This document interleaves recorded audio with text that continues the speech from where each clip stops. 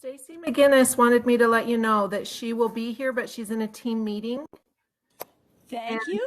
Like, it looks like it's going to be going long. So, I just hope it's a peaceful one. yeah, so she's like, I'll be there, but tell her that I'm going to be late. Thank you. Uh-huh.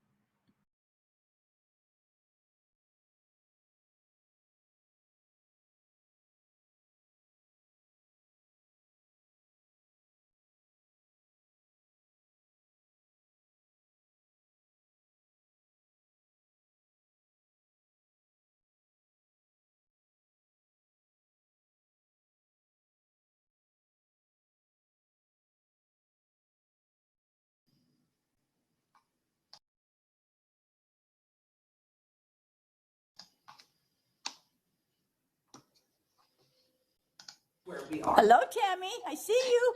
Hello, how are you? Doing fine.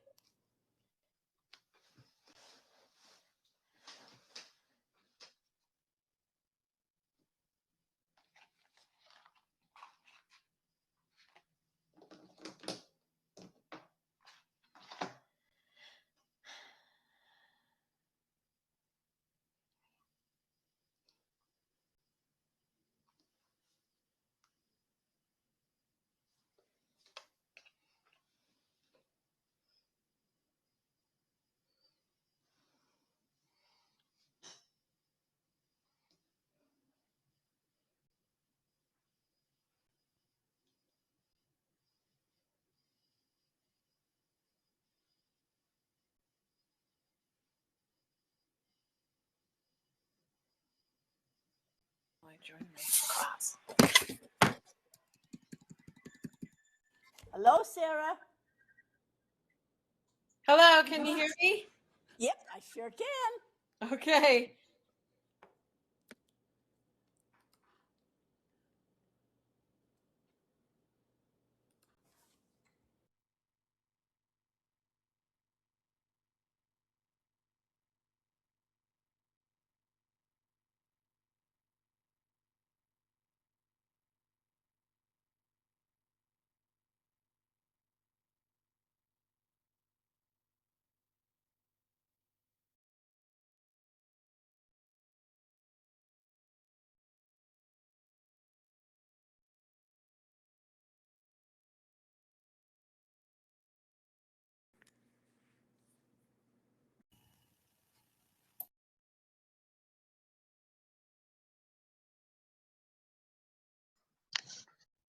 Hello, Kayleen. Hello, Brittany. Hello. Hello. Hello there. I can see you. Glad to see you.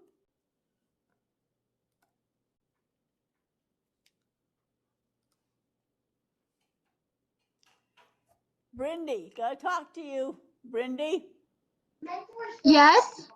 remember we have class in 2 weeks. You have to report on your research. When did you say? Sorry, I can't hear. You have There, now class it's louder. October 20th. Yes. I have it on there, and I've got the stuff, so we should be good. Wonderful. Just reminding you. Thank you. I appreciate it.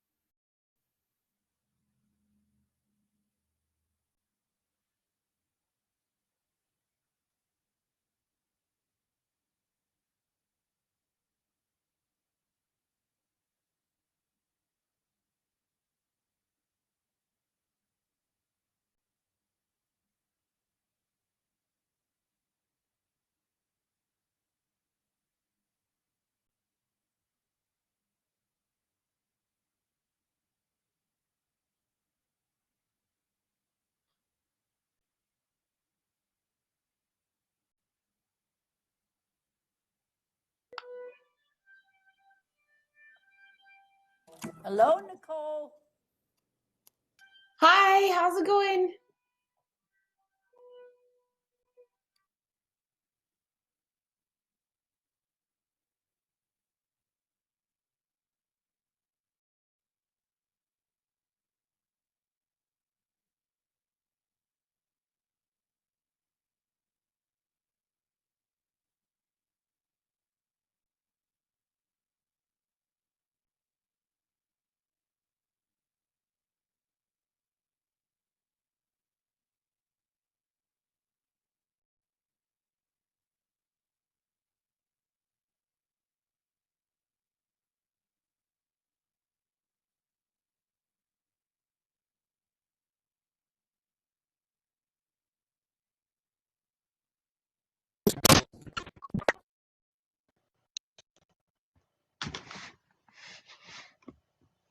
Hello, Ashley. We can see you.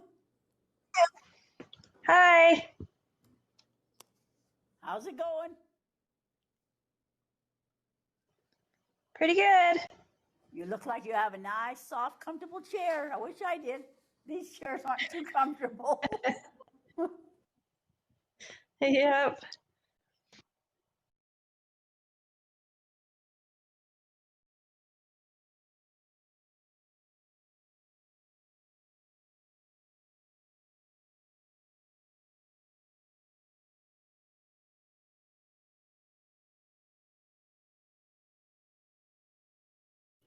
It's all, well, my clock says 4:30.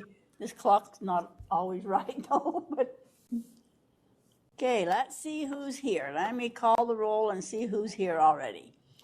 Lindsay Bagley. Is Lindsay there yet? Laura is. Kirsten, are you here yet?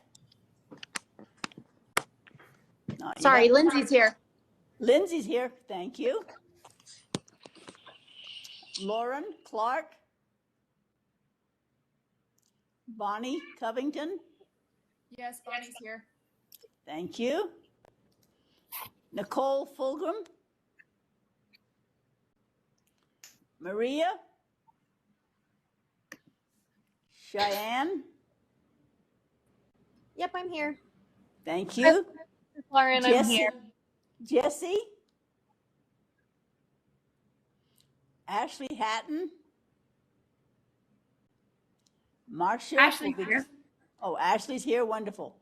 Marcia's in a meeting, but she's on her way. Trish. I'm here. Thank you. Amy McIntosh. I'm here. Thank you. Teresa? Katie? I'm here.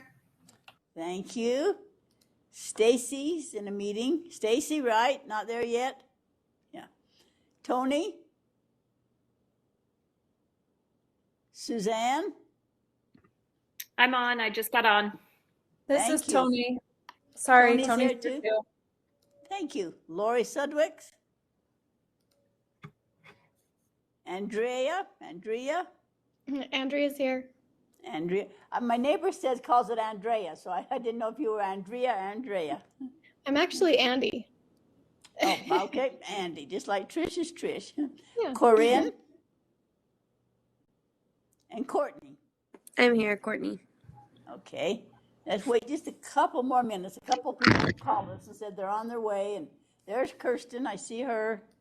Hello. Hello there. How are you today? Doing great. You're still smiling. Every week you're smiling. Some It's weeks forced, it's forced. believe me. What's that on the wall behind you that looks like a gate or a picture or the grill work? What is that?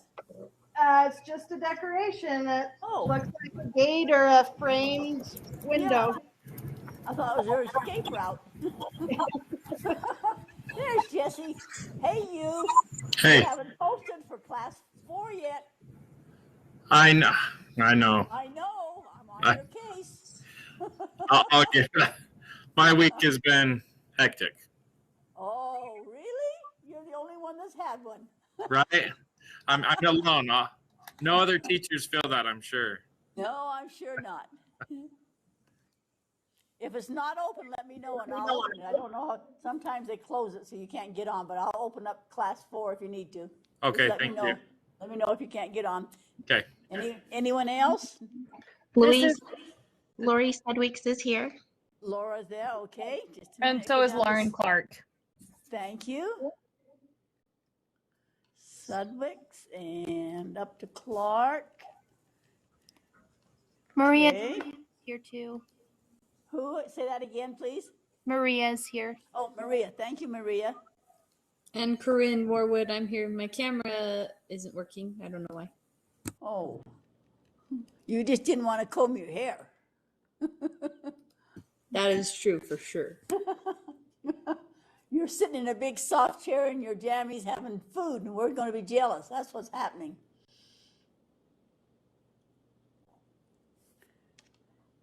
Okay. Stacy McGinnis. She's not there yet. She's in a meeting. I just wanted to see if she was there. Marcia Hunt. Nicole Fulgrim. And that's all we're missing.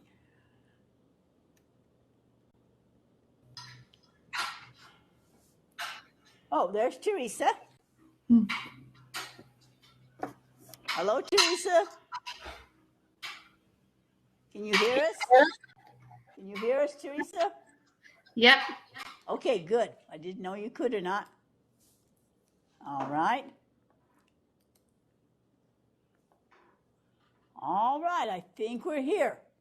Anybody want to make any comments? Anything we need to say, do before we get started? It rained in my house last night, half inch rain. I love it. Anybody else getting washed away though? Having any troubles? We're not having troubles, but we got 2 assignments, Louise. Wow. All right, go to our agenda right here, class number 5, October the 6th. Go to our agenda, everybody, and find it. There it comes up. All right. Comments, questions, any events to share? Anything anybody wants to talk about before we get going? I'm back. I don't know why it kicked me off. But can I ask a question about the 2? I have questions about 2 of the assignments. One's All the right. question contained in the article by Jay Bauman, and the first are. What's the difference between those? Same thing. Okay, so we don't have to do both of them? No. Mm-mm. So which one should we answer? Does it matter or like? The SUU wants you to read the first R because what it is, it's an article from the past about how research and literature used to be. See, this is a foundation class, as I keep telling you, and it's supposed to be the first class you take. So they figure if you learn to read big, long articles like that, and then you compare, you answer the questions that compares your life to the past, and then you're interviewing somebody to show what literacy was like in the past, it all leads up to taking level 2 action research. You learn how to interview people, you learn how to read research. It's supposed to be setting a foundation for the other classes. Of course, some of you are already in the level 2 classes now. Anybody that's finished the first R that wants to make any comment about it, did you like it? Did you learn anything from it? Waste of time? I'd like to know because I don't care for it, but that's just my personal. Anybody want to make an article or a comment? Did you like reading the first R or the articles? Any comment? Yes, no? A lot of you I didn't love it. What? Go ahead. I didn't love it. I feel like it was full of a lot of information, but it was very like, I don't know. I don't feel there's a lot of practical things. And it just, well, see, I don't know. That's why you're in level 2, see, and if you had just been started now, this would be your first introduction to reading these articles that sometimes make sense and sometimes don't, and sometimes don't apply to you, and answering your own questions or trying to make it apply to you. Everything's supposed to be leading toward level 2, where you actually do your own research, because now you've learned how. You learn not to make it boring. If you think this article is boring, sometimes I do. You've learned to interview people. You've learned to make a report on it. Everything is supposed to be leading for level 2.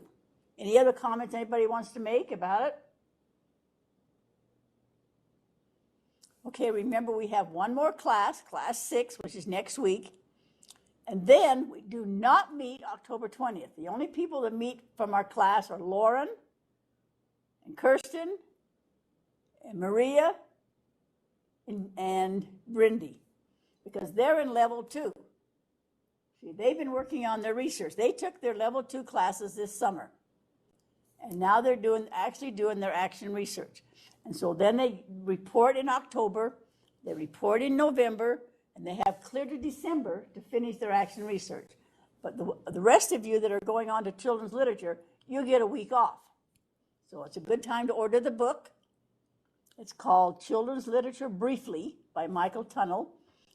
There's many editions out there. I have the 5th and 6th, well, I have all of them, but I use the 5th and the 6th one.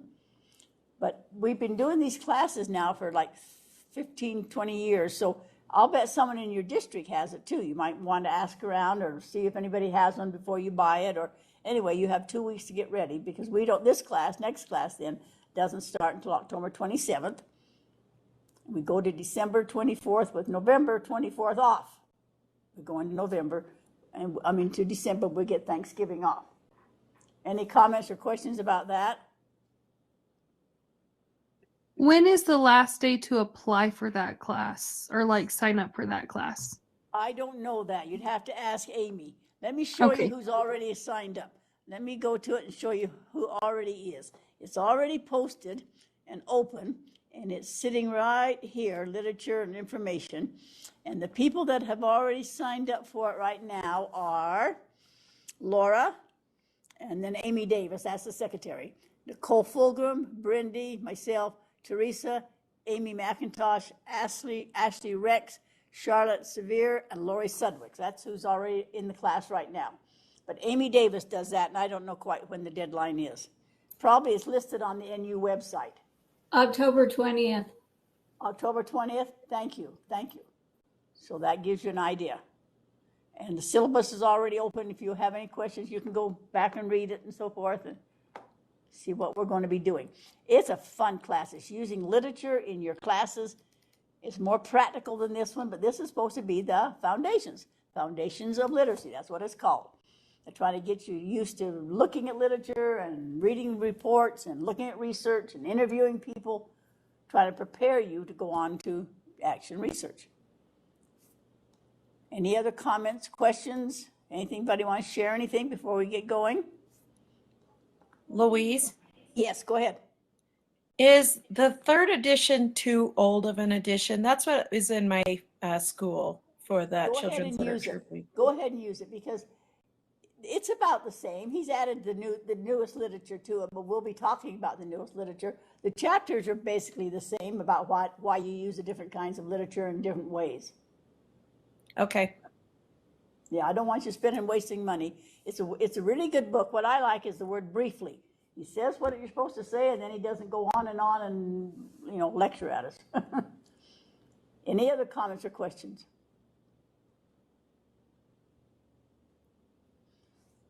Okay. Anybody else want to talk about the first R? Quite a few of you have completed it and answered the questions. Was it helpful to you? Was it not helpful to you? Anybody want to speak up? I'm just wondering how you want us to present the information. Do we give all of our answers? Do we summarize our answers? You can do it either way. Let me show you some people that have turned it in. Let me go to assignments and go to that's the interview questions. Okay, let me show you this one.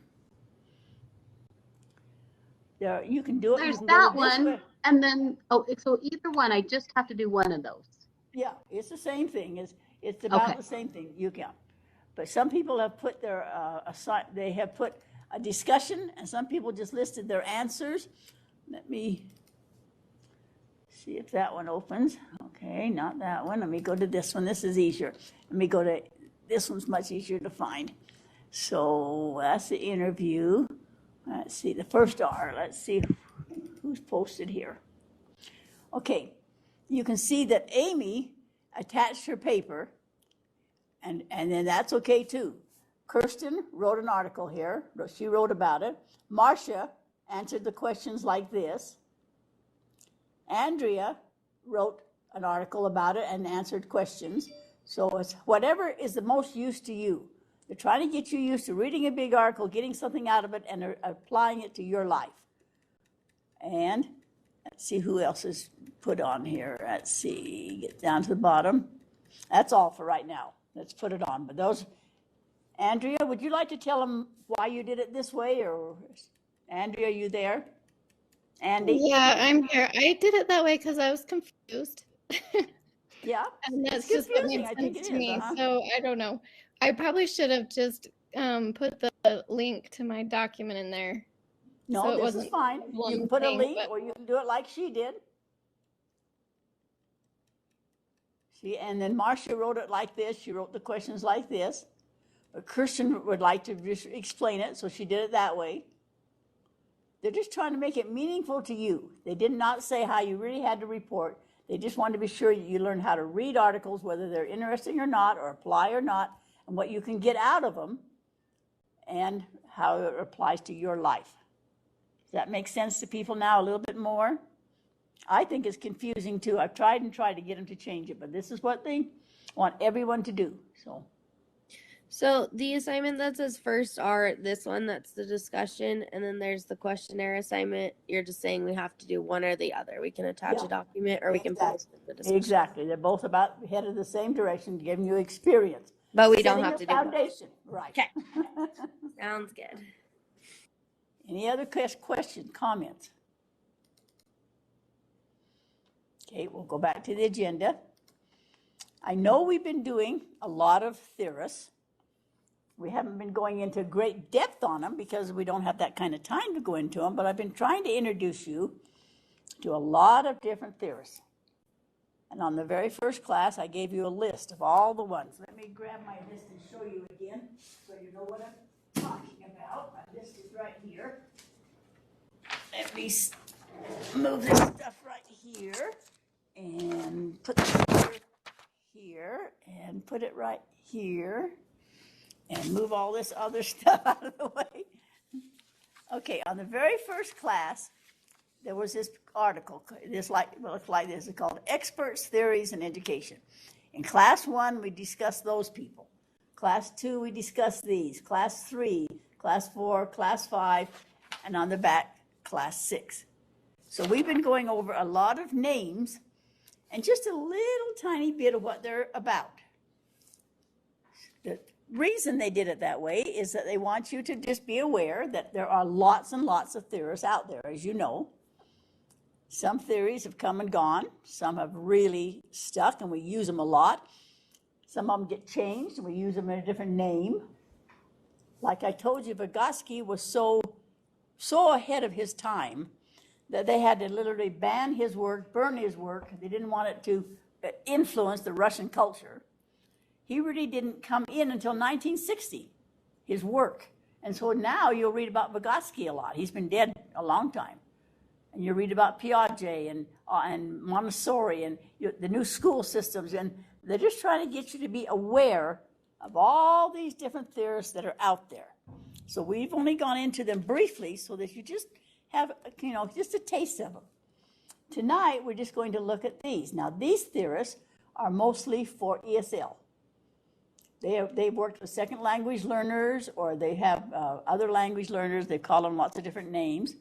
We're going to look at James Banks, James Cummings, Linda Rosenblatt. She was mentioned in one of your other chapters already. She did a lot of ESL and language acquisition.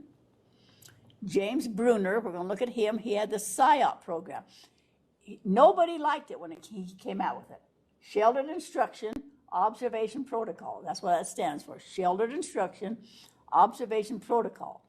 And then all of a sudden, one district said, well, this is good stuff. This is good stuff. And they bought his stuff. And what they liked about it is that the first part is sheltered instruction, telling you how to pretend like there's an umbrella over you. Like last night when it was pouring rain, you needed some shelter, a big umbrella. And that's what he tried to do with language, is that you need lots of different approaches to the language. You couldn't just lecture to them about the language. You couldn't just give them a list of this is what it means in Spanish, this is what it means in Korean, this is what it means. He said, we need to give them a shelter so that they feel comforted and covered, and then teach them instruction. But then we need to go past that and do an observation protocol. So he came up with what you should see in a classroom. So if somebody came into your classroom, they wanted to see if you were asking questions, if you were giving enough time, all those things that David Sousa talked about last week, if you're giving them a chance to express themselves in their language. So all of a sudden, it became a big issue. How many people out there have been through the PSYOP program? Speak up if you are familiar with the PSYOP program. Are you, Laura? I just remember in school. You just remember. But anybody out there? Anybody been through the PSYOP program? I did the training when I got my ESL endorsement. This is Andrea. And what did you think of it, Andrea? Where did you go and what was it like? I did it through SUU and it was really good. I feel like it was just best practices for any students really, but it really helped my instruction. Anybody else? Logan City School District was really big on it when I worked for them, and I really liked it. I think it helped me a lot too. Mm-hmm. Some teachers liked to have it being observed, and some of them didn't like that part at all. They liked the part where you shelter them and give them many, many opportunities and do it in many different ways, like raindrops coming down, you do many approaches. But a lot of teachers didn't like the observation. They didn't want to be judged. They thought they were being judged. The State Department, Utah State Department of Education went for it big and had a lot of workshops. I went to many, many, many workshops, and they brought in lots of people that worked on it. So it lasted, and it's still out there.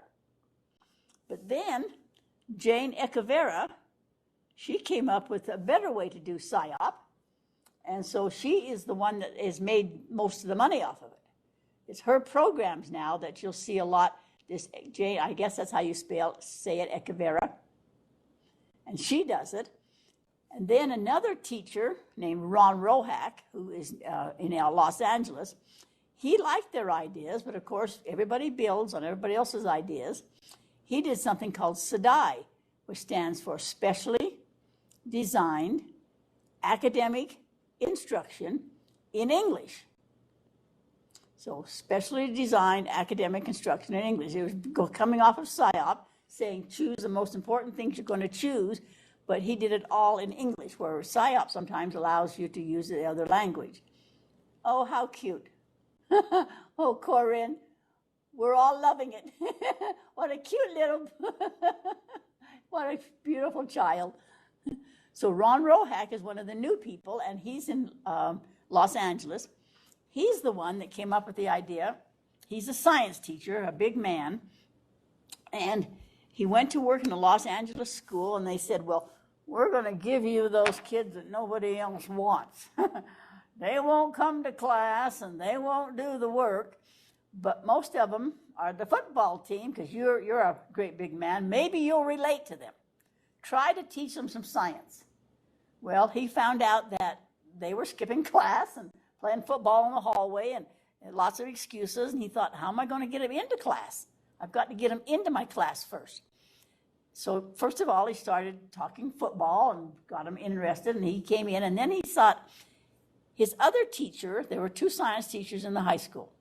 The other high school science teacher was scoring really high on the tests. He was lecturing, he was doing these things, but the kids that were doing really well claimed they were bored silly. They were just memorizing, regurgitating, and doing well on the test. And he thought science should be fun. So he's the one that's decided, I'm going to start out with an experiment. I'm going to do it first, and then explain why I did it and how to do it and lecture about it. So pretty soon the kids would start be peeking in there, and 2 or 3 of them would be in there doing something. It looked fun. And so that, remember we talked about that emotional climate.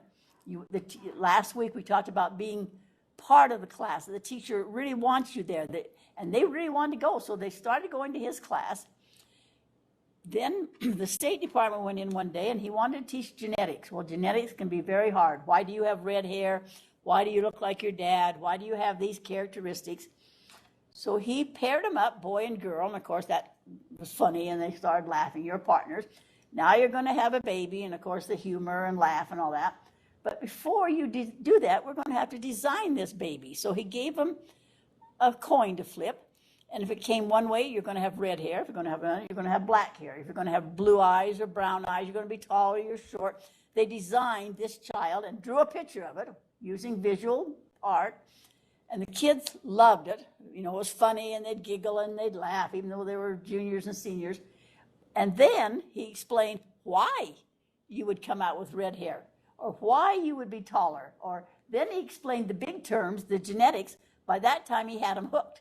They were glad to come to class. And so building on the fact that we do things first, an activity first, or a reason to get them to class. If you also have that book called The First Days of School, it made a big splash of a reason to get them in your classroom. They come in with so many problems, like we talked about last week, the nutrition, the sleepiness, all those things we learned last week. They come in with these burdens with them. And they need to be maybe entertained or engrossed, or at least feel that they're wanted there.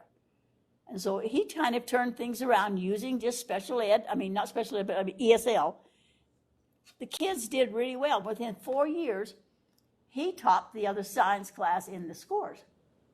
So it was successful. It was successful. So he's one of the newer ones.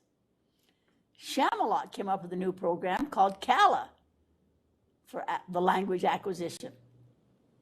James Crawford came up with an ELL program. David and Yvonne Freeman, they came up with the ESL program because it was a big deal right then. Another one is Jo Guzman, and she spells it either with an S or with a Z right here. John Ollier, Patricia Richard Amato, and Ann Ellis, all of these came up with ESL programs. Maria, what do you use, or what programs are you familiar with? Aren't you know a lot about the ESL, Maria? So we just got a new program in our school called Elevate. I think it's Reading Horizons Elevate. And that starts children, well, I teach junior high, so it starts them off very basic with blending and sounding out words and filling in the letters in the middle of the word. And then as they progress through the chapters, it gets more and more challenging for the kids. Very good. Tell them all the other people you're working with. I think this is amazing how your school district's coming together. Tell them the ones that you're working with right now in your program, will you please? Oh, yeah. So I'm a part of the fellows at Weber School District, the writing cohort. I'm also part of the action reading research project with Kim Irvine and Weber School District, and we're working with the University of Utah to get Tier 1 text certified so that I can use Tier 1 texts and make them more make them easier to teach in a mainstream classroom. I basically do everything at the school right now. I'm doing a lot, and it's kind of stressful, but very rewarding. Thank you. Jesse, do you have any special language people down on the reservation? Yeah, in about every school, we've got heritage language teachers who actually teach Navajo. Obviously, we've got other languages being taught, but for our local kids, they have the heritage language classes. And as far as ESL goes, all our elementary ed teachers are required to be ESL certified in the district, as well as our secondary language arts and reading teachers. Thank you. I came down to your workshops for years and years and years down there and presented. Sorry, I didn't ever get to meet you. Anybody else out there working the ESL program or with ESL students?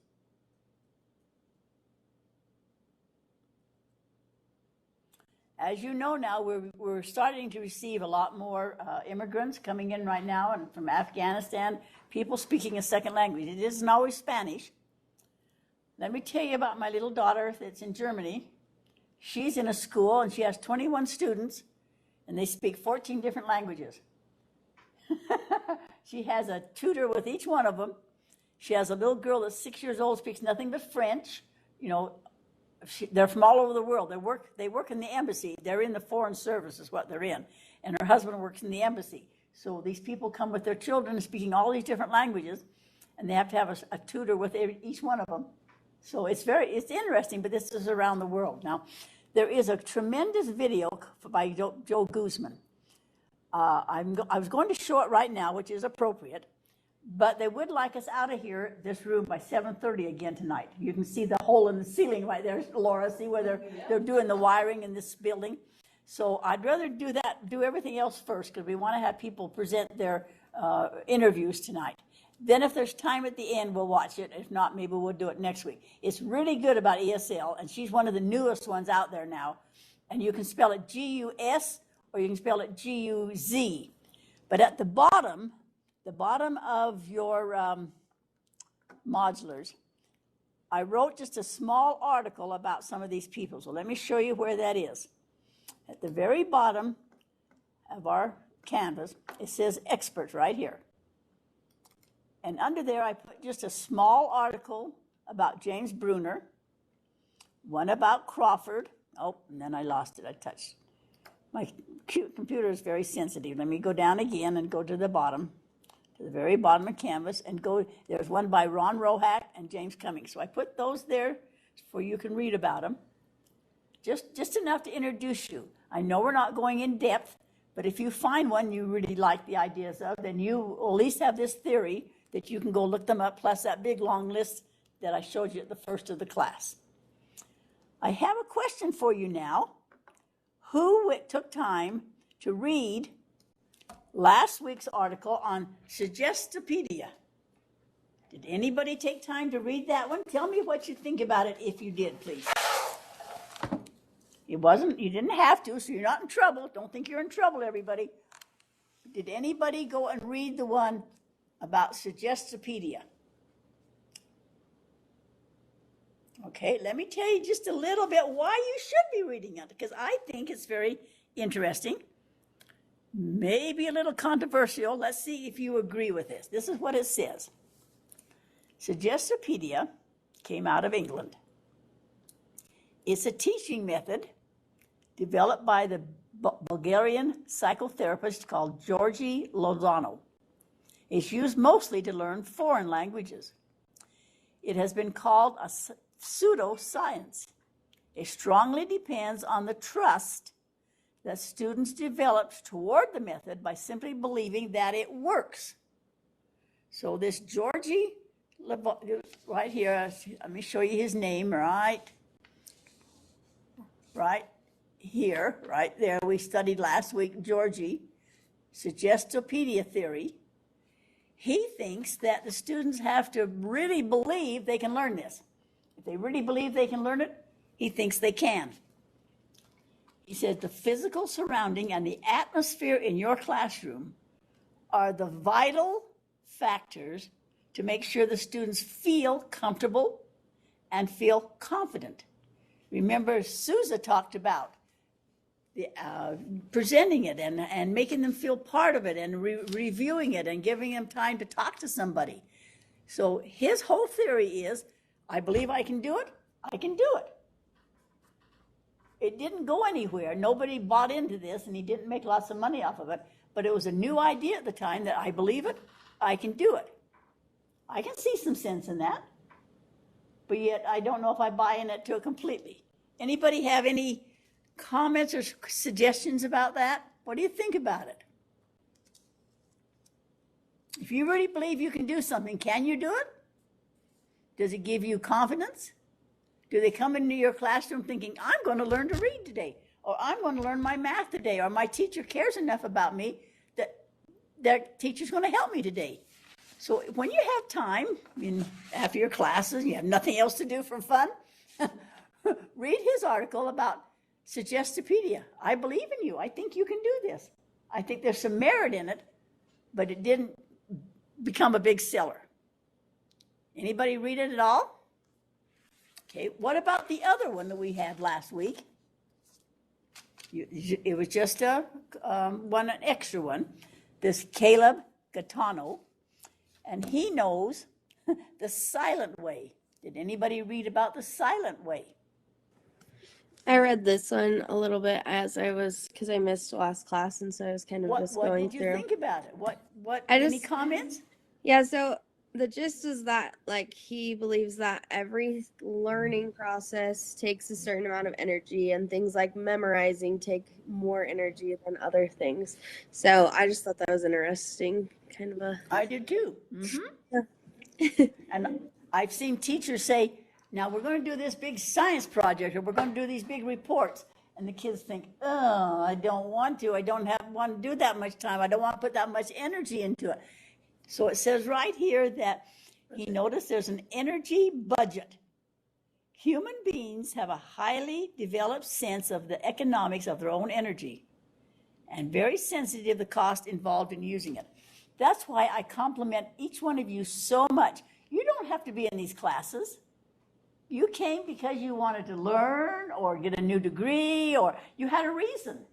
It wasn't you had something better, nothing better to do tonight, like rest and eat and be with your family. You chose. I am just proud of you because you chose to do these classes to make yourself a better person, better teacher, to learn some new ideas. So maybe there's something to his theory that we see the energy, and sometimes we think, oh, I don't want to take that math class. It'd be too much homework, or I don't have that. We have an energy budget. So if that's another fun article to read that didn't catch on. It didn't make a big splash, but it's interesting to read about him because he had a good theory. And a lot of you have a good theory too about how to get your children involved. Just like Ron Rohack thought, I need something to interest these kids. They have failed. They know they're failing. They've always failed. They don't want to do science. They know it's hard. They've heard it's hard. There's big terms. They thought it'd be chemistry and we'd blow something up. That's what they thought. And it's too much lecturing. But he taught them genetics where they knew all the terms by first they created a baby. And it was giggle, laugh, and so forth. And they lowered the effective filter. I can do this. So anyway, those are just a couple articles that we did from other weeks that I just wanted to remind you that they're optional for you to read, but they're kind of fun to read to see what has influenced what we do. Any comments or questions that what we're doing? Okay, let's go to our agenda then, see what we're going to do next. Remember, I also put just a handout here of Ben Bloom and Spencer Kagan, because some of you asked. We will do a lot more with those two in Class 5. Class 5 is called K-12 Practices and Procedures and Policies. And we'll learn thinking skills. We'll do a lot about thinking skills. But some of you are anxious now, which is, of course, here in Foundations, you want to make it be practical. So there are handouts there about Ben Bloom, and then handouts at the bottom about some of these experts. So I hope you've gotten just kind of a taste of some of these experts, because there are lots of them out there, and some of their ideas are right on, and some of their ideas are a little different.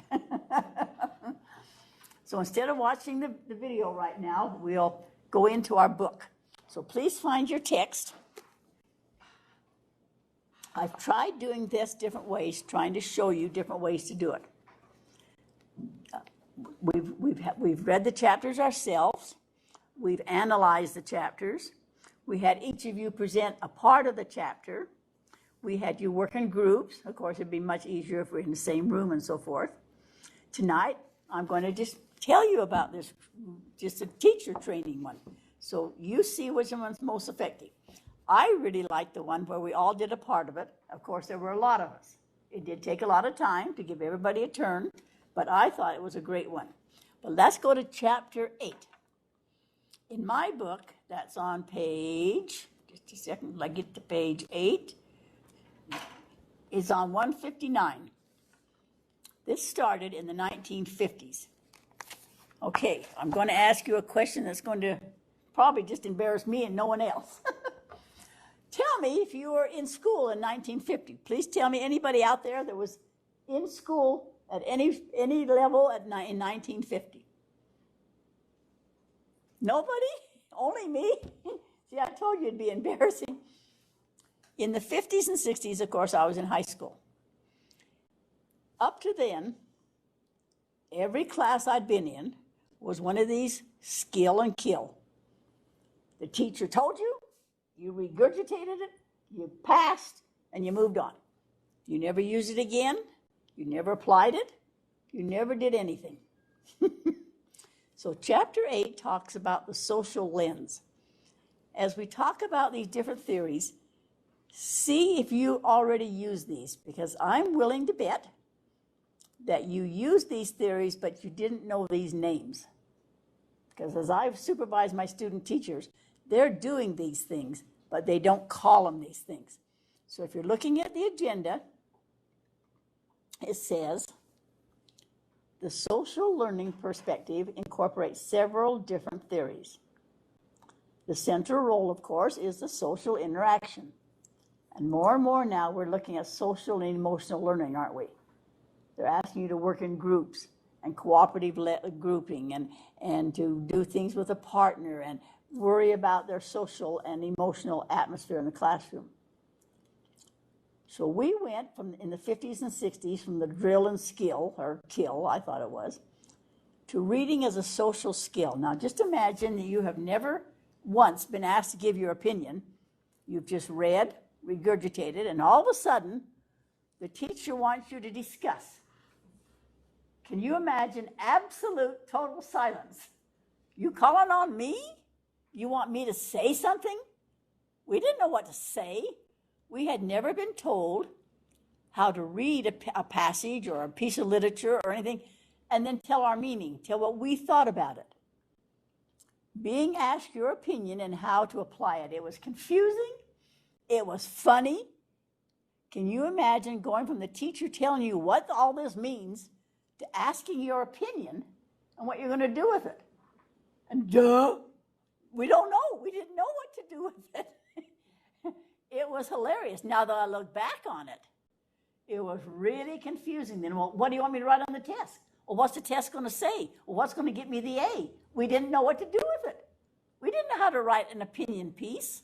We had never been taught. So that was really the silent period. I remember being in big classes, and some of those classes I was at the BYU. And when you went into the lecture hall, there were maybe anywhere from 150 to 200, maybe 300 students in the same room in a big theater. The teacher down front telling you what to do and what it meant, and this is what the author meant, this is what you're supposed to do about it. To all of a sudden the teacher shuts up and he asks you what you think about it, and he calls on your name, and you could just crawl into the seat and die because you had no idea what to say. It was just hilarious. We didn't know how to work in groups. The ones that were dominant took over the groups. The ones that were submissive got the same grade as the one that was dominant. Laura's hiding her head over here. I helped 3 football players graduate because I wrote their papers because they couldn't write their papers and I wrote them. I made $20 a paper. But it was hilarious. It was just hilarious now that I look back at it. We had to work in groups and reach an agreement. And the ability to read became a social function, and that's what this chapter is about. You had to use reading to accomplish a goal. If you wanted to know about science, if you wanted to know about how to bake a cake, if you wanted to know, you had to read about it and then talk about it. And it was really confusing.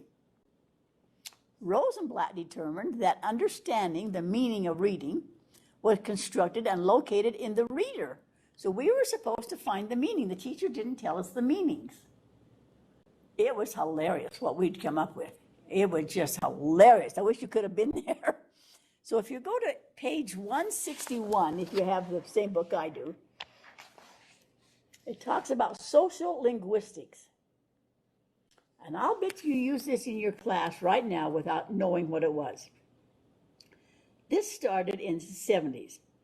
According to Bloom and Green, reading should be a social process. You should establish, structure, and maintain social relationships. You should communicate your intention, not only with an author, but with the people involved in a reading event. So you learned about the author, and you learned about where his ideas came from. And there were different social classes, and we had to discuss all this. And we had to have social functions. It was just amazing. You do this automatically now. You do grouping. You do, people do reviews. We had a teacher a few years ago do her whole action research on the fact that she wanted second graders to share what they were reading. And they didn't want to. They were afraid. There'd be a few girls that were and something. So she brought in the most comfortable chair she could find. She got it at Deseret Industry. It was the wildest chair you've ever seen. Big, soft chair, big flowers, animals all over it.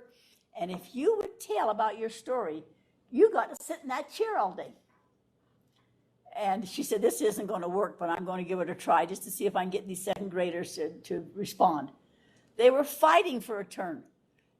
Everybody wanted to sit in that chair and tell about the book they read.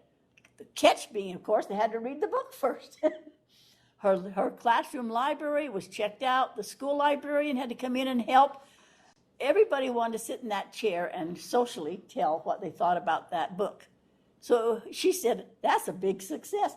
And she tried it with 7th graders. And guess what? It worked with them too. It worked with them too. So it was social learning.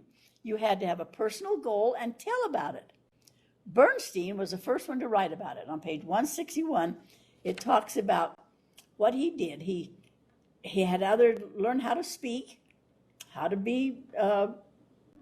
indicate empathy, how to be solid behind somebody, understand the role of reading acquisition. So social linguistics is simply reading with social interaction. Now think about your room right now, the room that you work with tomorrow. Do you ever do social interaction? Do you ever have them read anything? Do you have them read it out loud? Do you have them discuss it? Do you use poetry? Somebody tell me how you use social interaction in your classroom. Think about it and somebody speak up. I'm going to let you think a minute, and somebody tell me how you get the children to be social in your room.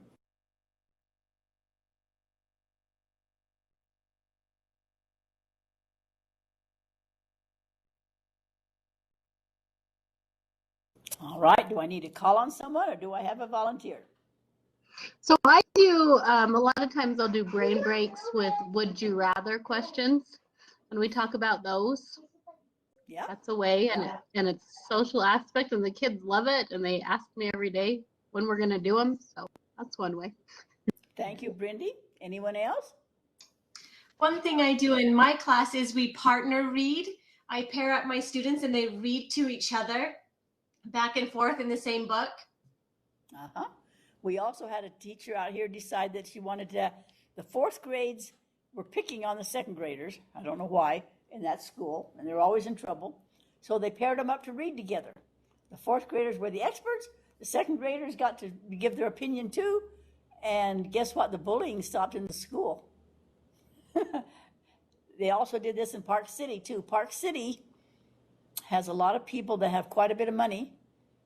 And when the Olympics came, they had a lot of people move in that were helping the Olympics who did not have a lot of money. Most of them lived in Heber. They couldn't afford to even live in Park City. And there was a lot of tension in their schools. And they paired them up in groups first. But first they did them in groups before they did pairs, because that was a lot of tension. But that changed the climate in some classrooms up there too. So this social interaction is important. Can you imagine, though, you've always worked alone in your whole life, and then all of a sudden the teacher asks you to share with somebody else? You just want to crawl under the bench. So that's social linguistics. You're already using it, aren't you? And then there's a story there about a little child that came from a low economic status. I'm on page 162 if you're in the third edition. He came to school with severe language delays. He made little progress through the year. Other children from a foster home picked him up and took care of him. So he was having a very hard time getting along. And it put it into suspecting that he needed a friend. Socially, he needed to know that he was accepted in that school and he had a part to play and that he was wanted. And it made all the difference in the world. All the difference in the world. Any other comments anybody wants to make before we look at the next one? The next one on page 162 is called socio-cultural theory. So if you're on that page, please look at it. It focuses on the language aspects and also the influence of the culture. We found out here in Roosevelt that in the kindergarten and first grade, there were 21 stories that they would cover through the year about the zoo. So we started looking around in our 6 kindergartens in this one school. How many of you have been to Hogle Zoo? Now, Salt Lake's not too far from Roosevelt. One child had actually been to the Hogle Zoo. They had no social context of a zoo. They didn't know these big animals. They could go walk right to the cage and see the gorilla. So guess what? We did a field trip. Very few people, Laura. Very few people out here go to Salt Lake and go to the zoo. If you go to the doctor or the city or you shop. So that made a big difference, the broader concept of culture. I told you about this bus that the federal government paid for. It followed a group of migrants from Mexico into Texas, into Louisiana, wherever the group went that did the picking the fruit, the picking the vegetables, picking the crops, the school bus went with them. And those students had a steady, secure, accepting learning environment.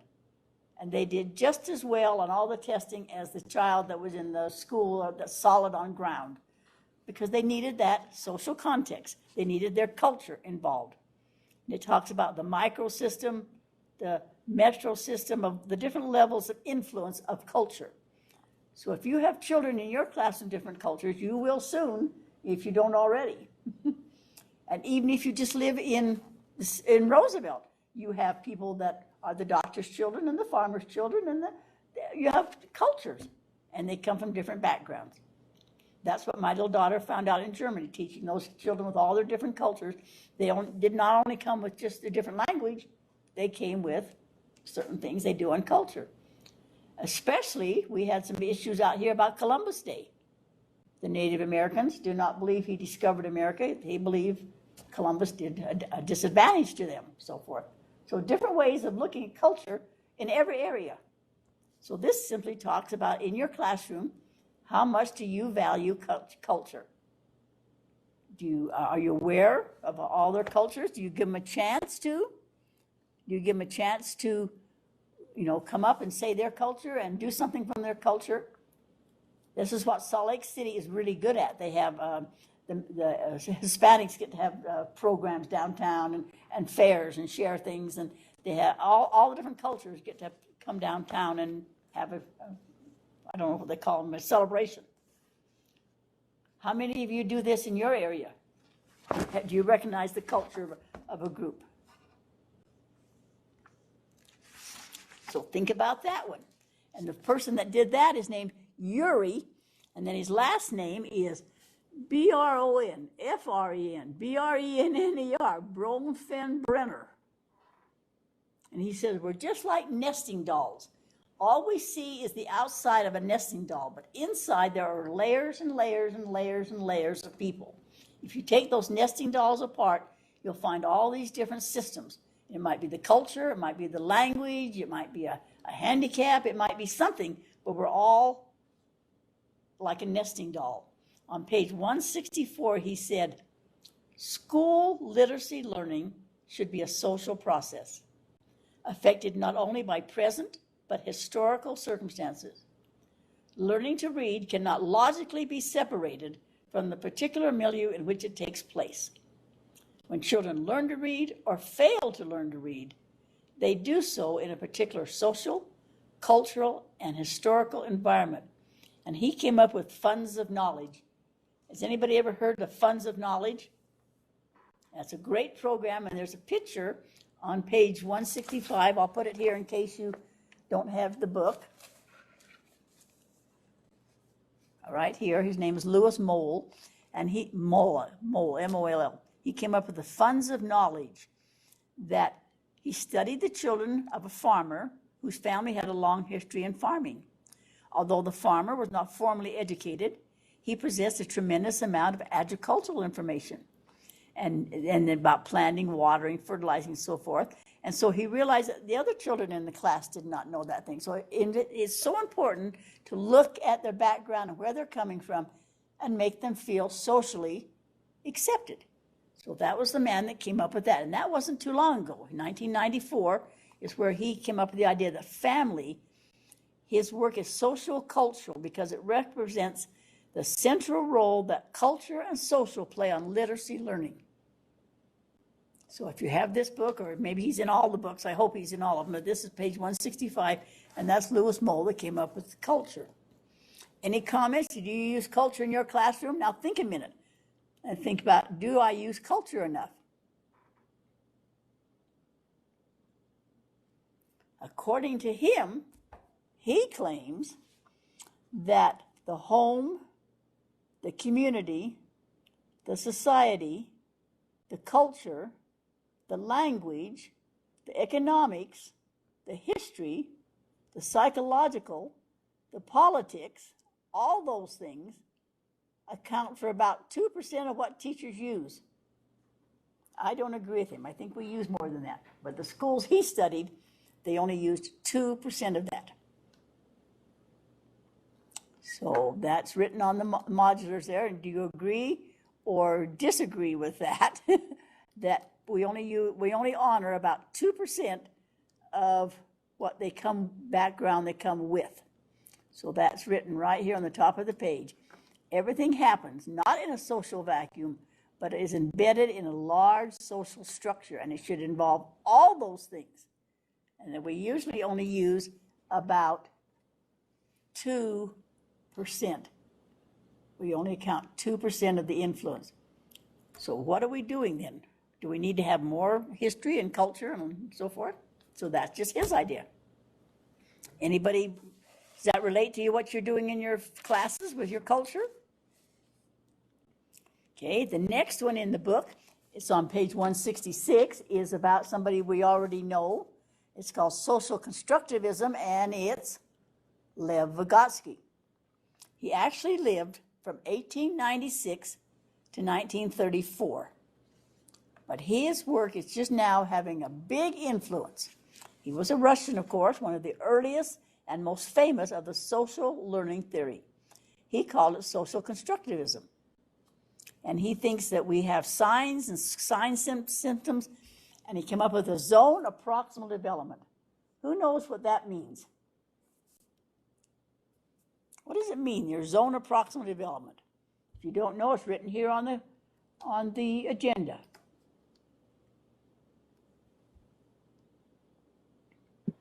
One, children learn as a result of their social interaction with others.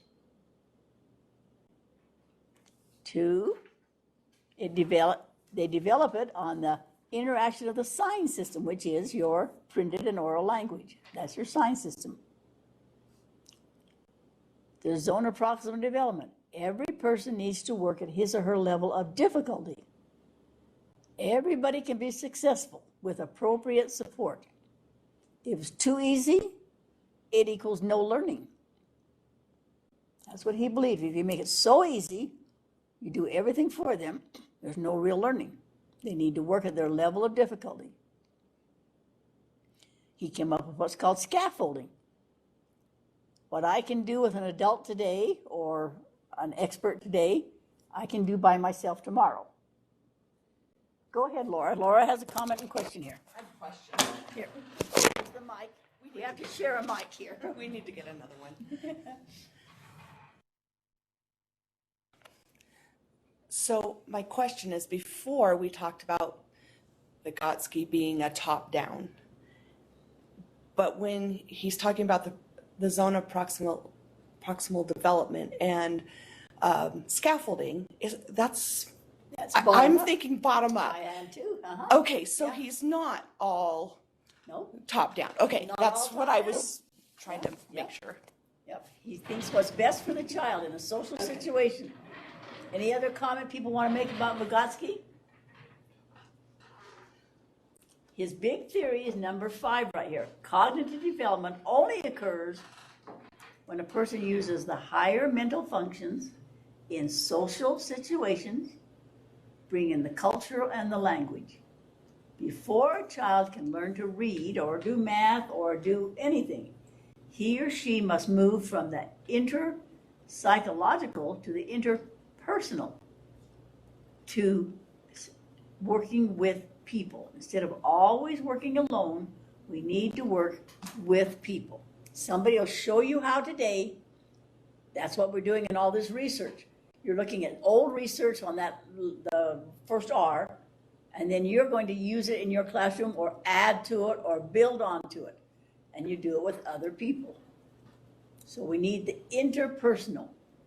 Piaget agreed with him up to one point. Then he said, no. He said, Vygotsky believes we have to interact with each other. Today we call that differentiated instruction. Have you heard those words in your classroom? That's Vygotsky. And it's on pages 168 and 169. Piaget believed that we had to have the brain built in first before we could do it. Vygotsky says, no, we don't. We need somebody to teach us or show us or be our higher mental function. And then what I can do with you today, I can do by myself tomorrow. So Vygotsky had a big, big influence. The zone of proximal development.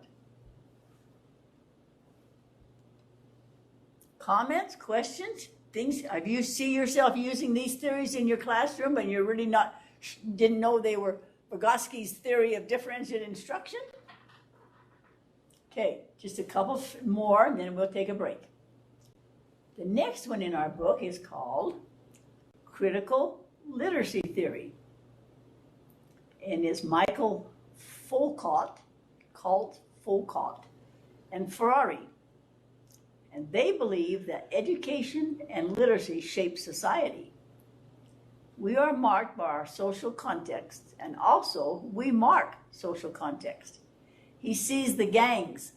A child doesn't feel really accepted until he's part of that gang, and then he'll learn whatever that gang wants to teach him. If he feels a part of your classroom, I have to go today, I have to help the teacher do this, or I have to present this today, or I'm the expert, or I'm even the hall monitor, or I'm the one that takes the notice to the office of who's present. If we're in there together, I'm going to learn to read what's on that note, and we're going to work together. The next one is called critical race theory. Have you heard of that one? What have you heard about it?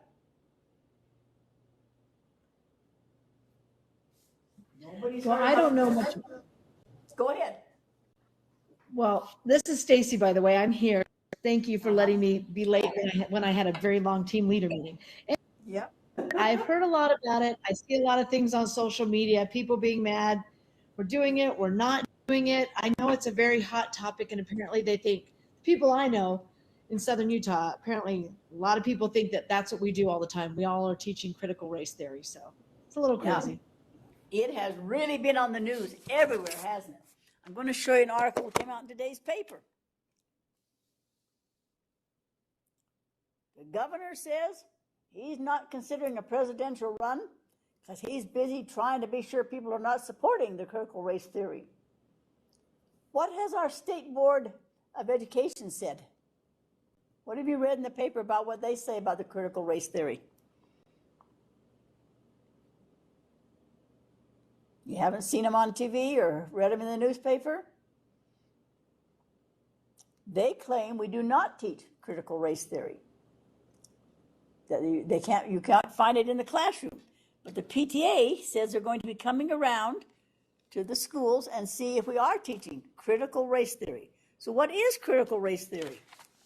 Can anybody give me a definition? And that's exactly the point right there. That's exactly the point. Nobody knows for sure what they're talking about because every article I read is a different.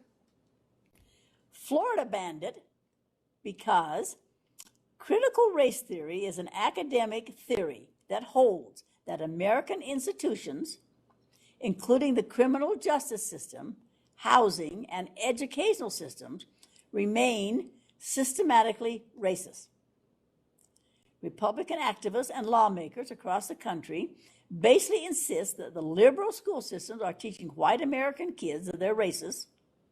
DeSantis has described as false history, which will dedicate the founding fathers. So that's his theory. I'll bet you I've read 10 people of what they think it is. Nobody knows really exactly a definition for critical race theory. So be watching for it, because this is going to affect you. The state board's going to really look at that. So that was another one that was in there. Then the last one we're going to look at is called multiliteracy theory. Doer, double E there in the middle. And Temple in 2016.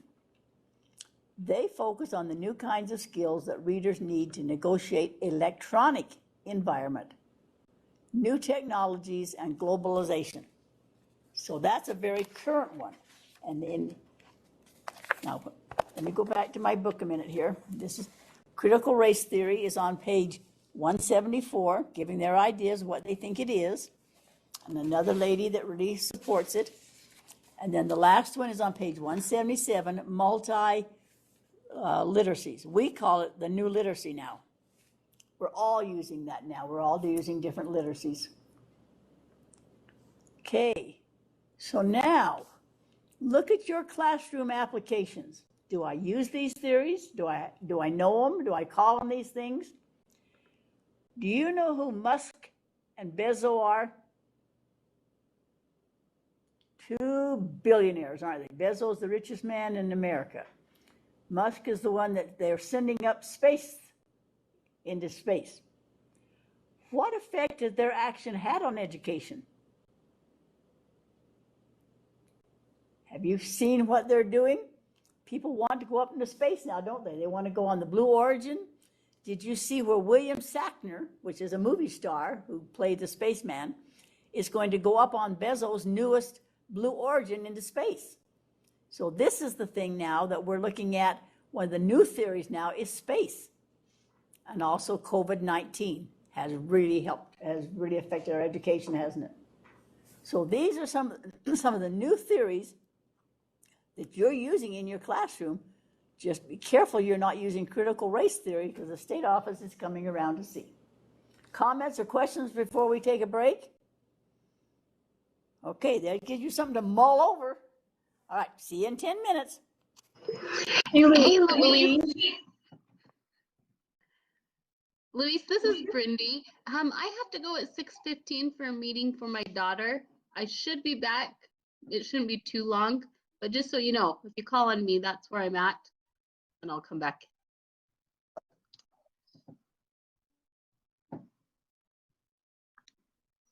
Did you hear me?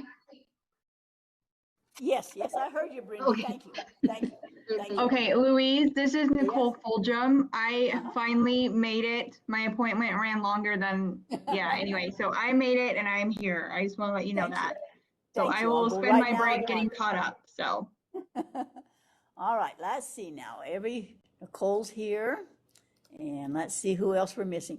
Marcia Hunt, are you there yet, Marcia? She had PTA too. Stacy McGinnis. Has Stacy come? And I'm here. I'm here, Louise. I'm the one that talked about critical race. I've been here for like 45 minutes. I thought you were. I just wanted to be sure. So we're just missing Thank you. Marcia. Thank you. So mull over in your mind now the things that you're using in your classroom, because these are some of the newest theories. And I think you're using them just under different names or not even named. Not even named. Hey Louise, I don't know if it matters, but just looking at the end of the agenda, where you've got listed the people for presenting next week. My name's not on there, but obviously I do need to present list next week. So yeah, I tried counting them, and I thought I counted them all, but thank you, Bonnie. It's a lot to keep track of, I know. Would you like to do it tonight or next week? No, I better do next week. All right, thank you very much. I was sure I counted those, had 26. Yeah, that's all right. Thank you. Hey, Louise. Louise, this is Lori Sedweeks, and my name isn't on there either for next week. I don't think so. I didn't see it. I don't see it either. Wowie.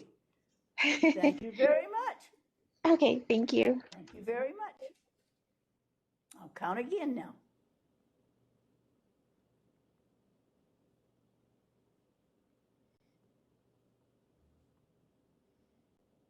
Now it comes to 29, and we don't have 29 in the class. So now I have a real issue. Now I have to go back and check each one of them. Thank you, everybody. Hey, Louise, you have me for tonight, don't you, Stacy? Yes, I do. Yes. Thank you. Yeah. I have it on my paper. I'm not sure it's on the paper, but I have it on your paper, on my paper. Yes, Stacy. As long as it's good with you, I'm good. Good. Thank you for your patience, everybody. Once in a while, you get overload and. Okay, Louise, I see that my name is on for tonight, but I wasn't here last week and I am not prepared. Okay. For tonight.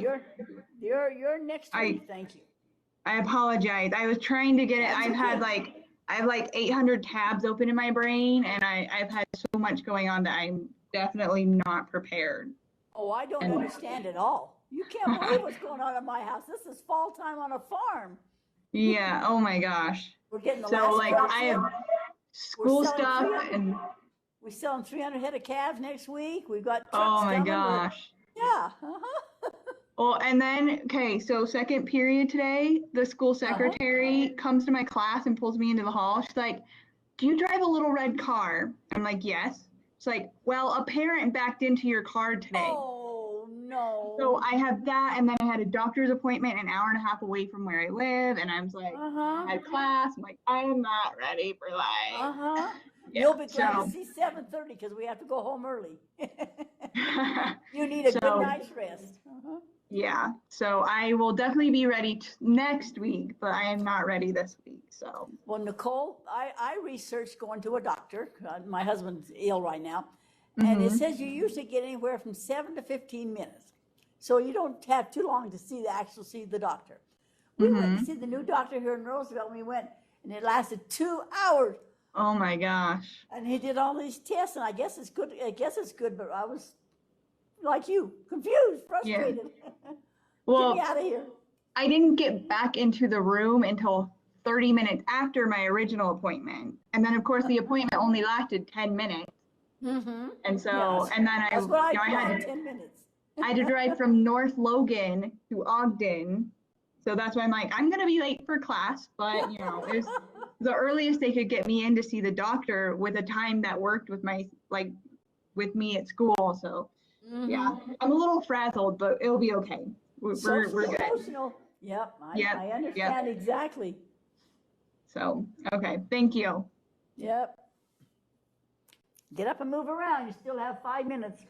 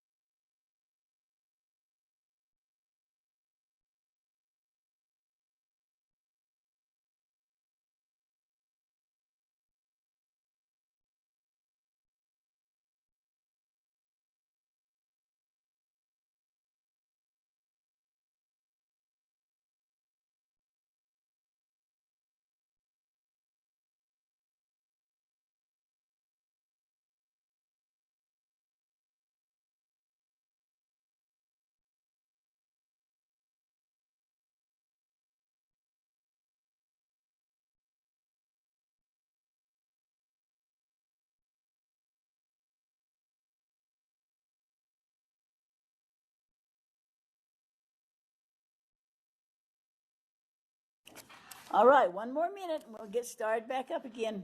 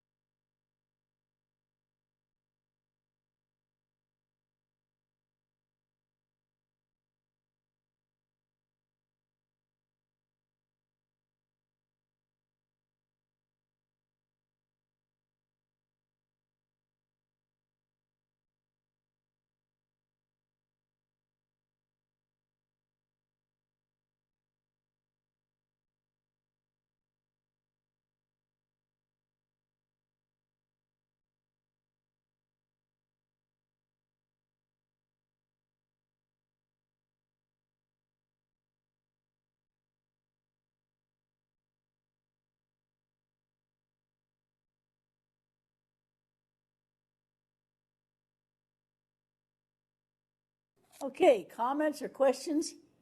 The social emotional environment in your classroom is important. And this is the age right now where we're looking at it more than we've ever looked at it before. I don't think when the old school where they first started, they cared about the social emotional. They cared about the teacher giving the lecture and the kids passing the tests. Okay, comments, questions? Look at our agenda tonight then, please. It's coming up on mine. Okay, so we looked at the different theories in chapter 8. It's called the social lenses. I chose that one just because it's been such a big change over my lifetime. If I go to any class now, it's give me your opinion and tell me what you think about this. But at that time, you just shut your mouth, you learned, you regurgitated, and you got an A, and that's all that mattered. Okay, last week, David Sousa really talked about the brain and how important the brain work is. Do you remember the 7 P's strategy we talked about? What's the purpose of your lesson? What's the principle you're trying to teach? What probing or questioning will you do? Will you give them time to ponder, think about it? Remember, he talked about how important it was to think time. Will you give them a chance to participate? That's what tonight was all about, that social learning. How do you want to present your lesson? Like Ron Rohack wanted to do the activity first and the lecture second, and some teachers like to do it the other way. And then how do you put it into practice? Remember the whirlwind theory? That was Vygotsky. He thought your lesson should be short, intense, and frequent, like a whirlwind. Start with a lot of information, but then narrow it down and make it frequent. Remember David Sousa that we talked about last week. If you have a piece of paper there by you, if not, do it in your mind. Draw a big circle. We're going to just review. So this is a review of what we learned last week, which was David Sousa. Take and draw a big circle. And in the center, draw a small circle. Write the word metacognition in that small circle. Now, write all the words that you think he taught you last week that pertain to metacognition. What did he teach you about metacognition last week? I'm going to call on somebody, so let's get busy and think about it. Make a big circle. And then write metacognition in the middle. What's the parts that he told us we needed to talk about and be aware of as a teacher? A lot of you wrote that you really liked his video, that you'd like to see it again, or you'd like to put into practice some of the things that he did. So take a minute now and write metacognition, and then all the words that come to your mind when you think of metacognition, brain being an obvious one, brain being the first one you could write. But what else can you write? I'll give you 3 or 4 minutes now to think. What comes to your mind when you think of metacognition?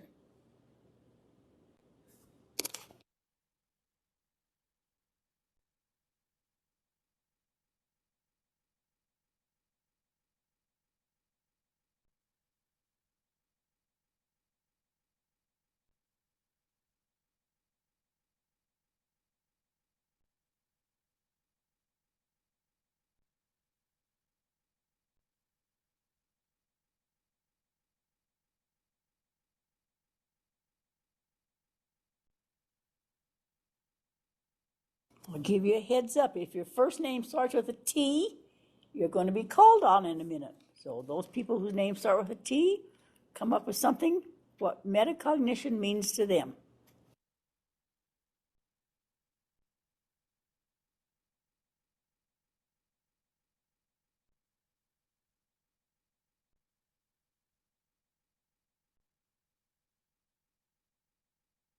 Okay, Trish, don't you wish you'd gone by Patricia?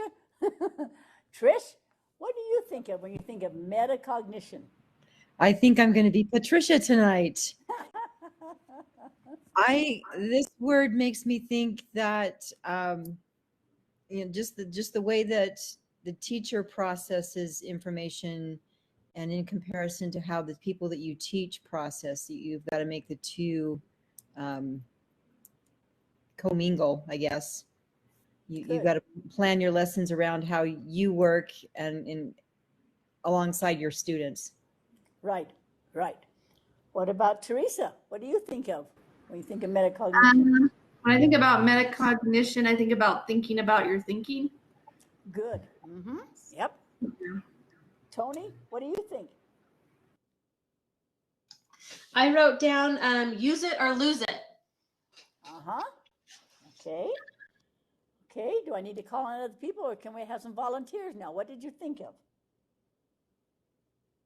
I thought about when he talked about shortening his lessons, and I've really tried to make sure that I did that this week. I've almost set myself a timer sometimes because I think I just run long. I'm long-winded.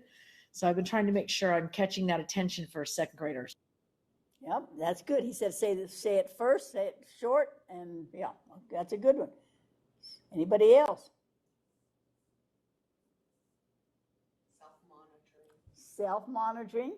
Uh-huh. Okay, here's some possibilities.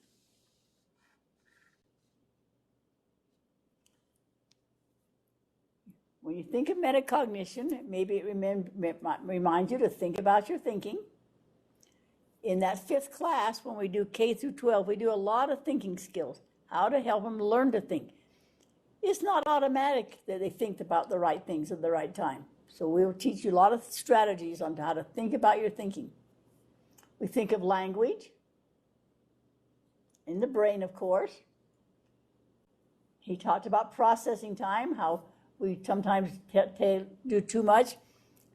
He said if you have 40 things to say, they're not going to remember it. If you even have 10 things to say, they're going to remember the first 4 or 5. He talked about self-monitoring, problem solving, self-awareness, reasoning. I also thought that some things he talked about was timing. Remember how important he said to present the first things first, or put them in an order and then some time to work on it and then go back and review? That's what we're doing now. We had the meeting, the video last week. We've been working in our classes all week this week, doing things about it. Now we're reviewing what he taught us. What did he say about wait time? Who remembers what he said about wait time? You needed to give kids time to process, like 3 seconds at least. At least. And we hurry too fast. We usually leave them 1.5 seconds. Mm-hmm. He said that wait time was critical. Yeah. What did he say about the developmental stages, 3 to 11 and older than 11? What difference did that make, development?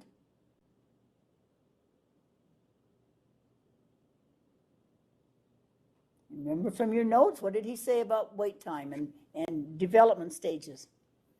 It can about double the amount of things that they can process and retain at a time and their focus time.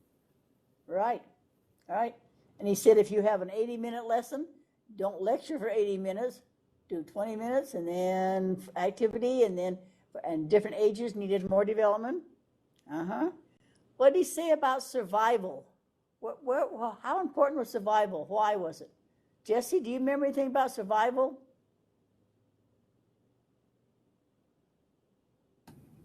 You know, I am looking for my notes and I do not remember the survival part.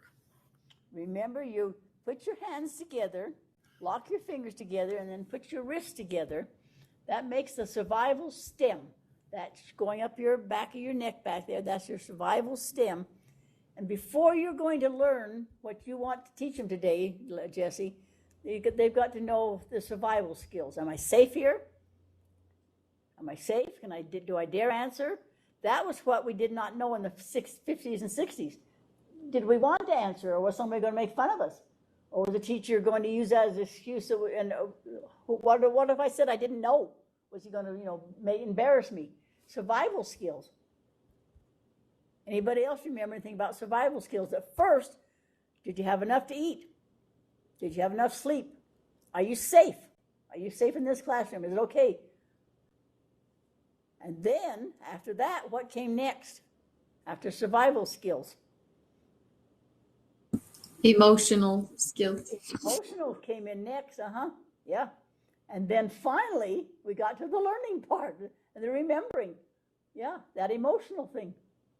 I told you I had that little girl in kindergarten. We could not teach her a thing. That first month, I don't think she learned anything. She was afraid who was going to pick her up. Mom and Dad are divorcing. Was anybody going to pick me up today? What was going to happen to me? She didn't care. She didn't care about reading. She couldn't have cared less about anything else. Who was going to pick me up? And then we get to the remembering skills. But usually as teachers, we jump right in. Like I just did a minute ago. I gave you all those names. I showed you where they were in the book, and we talked academics. But did you feel safe? Did you feel safe enough to answer back and so forth? You've got to think about all those things. That's what he talked about. So that's a quick review of what we learned last week. Anybody else want to add anything to that? You need to review what you think about your thinking. And in class 5, we'll do a lot of thinking skills. Okay, next on our agenda is just a little review of these experts. We haven't covered all of these, but in my mind, you probably don't remember all these. Maybe you do. But I want you to be thinking about these as you look at your own research and you look at what I'm teaching and whose theories am I using. It talks about Piaget and his schemas. How does knowledge grow? Benjamin Bloom, a lot of you liked his higher level thinking skills. Knowledge, then comprehension, then application, then analysis, then synthesis, and evaluation. He also came up with a program called HOTS, Higher Order Thinking Skills, HOTS, Higher Order Thinking Skills. Too much of our teaching, he thought 50% was just on knowledge. I tell you about Goldilocks and the 3 bears, I turn around and ask you how many bears are in the story, you say 3, we move on. So what? Okay, John Rousseau, he believed natural education. Do you remember when, not too many years ago, they wanted you to have a garden by your school and go out in the yard more and go out and look at nature and go out and grow gardens and have flower gardens. Did any of you do that in your schools where you had to go outdoors a lot? It went through about 10, 15 years ago where everything had to be outdoors and natural. And you had more. That's when they put the windows back in the buildings. They used to take the windows out of your schoolroom so they wouldn't be distracted. And then all of a sudden they wanted the environment to be part of it. That's what his theory was. Ken Goodman, he was whole language. That was his big thing, was whole language. Remember Louise Rosenblatt? She was a roommate with Margaret Mead. Margaret Mead, remember, with the monkeys and outdoors? How important culture and environment was. What did Thorndike do? What book did Thorndike write that we use all the time? About the dictionary. He thought about how everything is connected. Before you can respond, you have to have a stimulus. He was the one that made the dogs like Pavlov, could make them salivate by just showing them treats, because then they learn. So children can learn your class is pleasant and they have a stimulus and they want to come. Dick Arlington, we didn't even touch him, but he looked at struggling readers. He came up with that tier 1, tier 2, only it wasn't called that then. But he thought we should have smaller classes, uninterrupted time, RTI, time to teach, talk, test, read. He did a lot of our things that we're doing today. Edward Dolch, the Dolch list. Remember the Dolch list of words that you need to know? If you don't know the Dolch list, type it in. It's the sight words you need to know, the high frequency words. Mari Clay out of New England, out of Australia, and New Zealand. Mari Clay and her Montessori and active play. Albert Bandera, he's in our book today, Social Learning, that we imitate. We teach behaviors caused by environment. Donald Graves, he's the big writing specialist. You've probably been influenced by him. You have to have eye expectations, the teacher must write, and you must write, and write together. Lev Vygotsky, we know about him, and Noam Chomsky. So those are just some of the ones that we've touched on, and there's other ones that we've touched on. So I've hoped I've opened your mind to say that there's lots of theories out there. Be careful what you choose. Choose them for a reason. Or do the ones that work for you. Okay, we're going to start our reports now, please.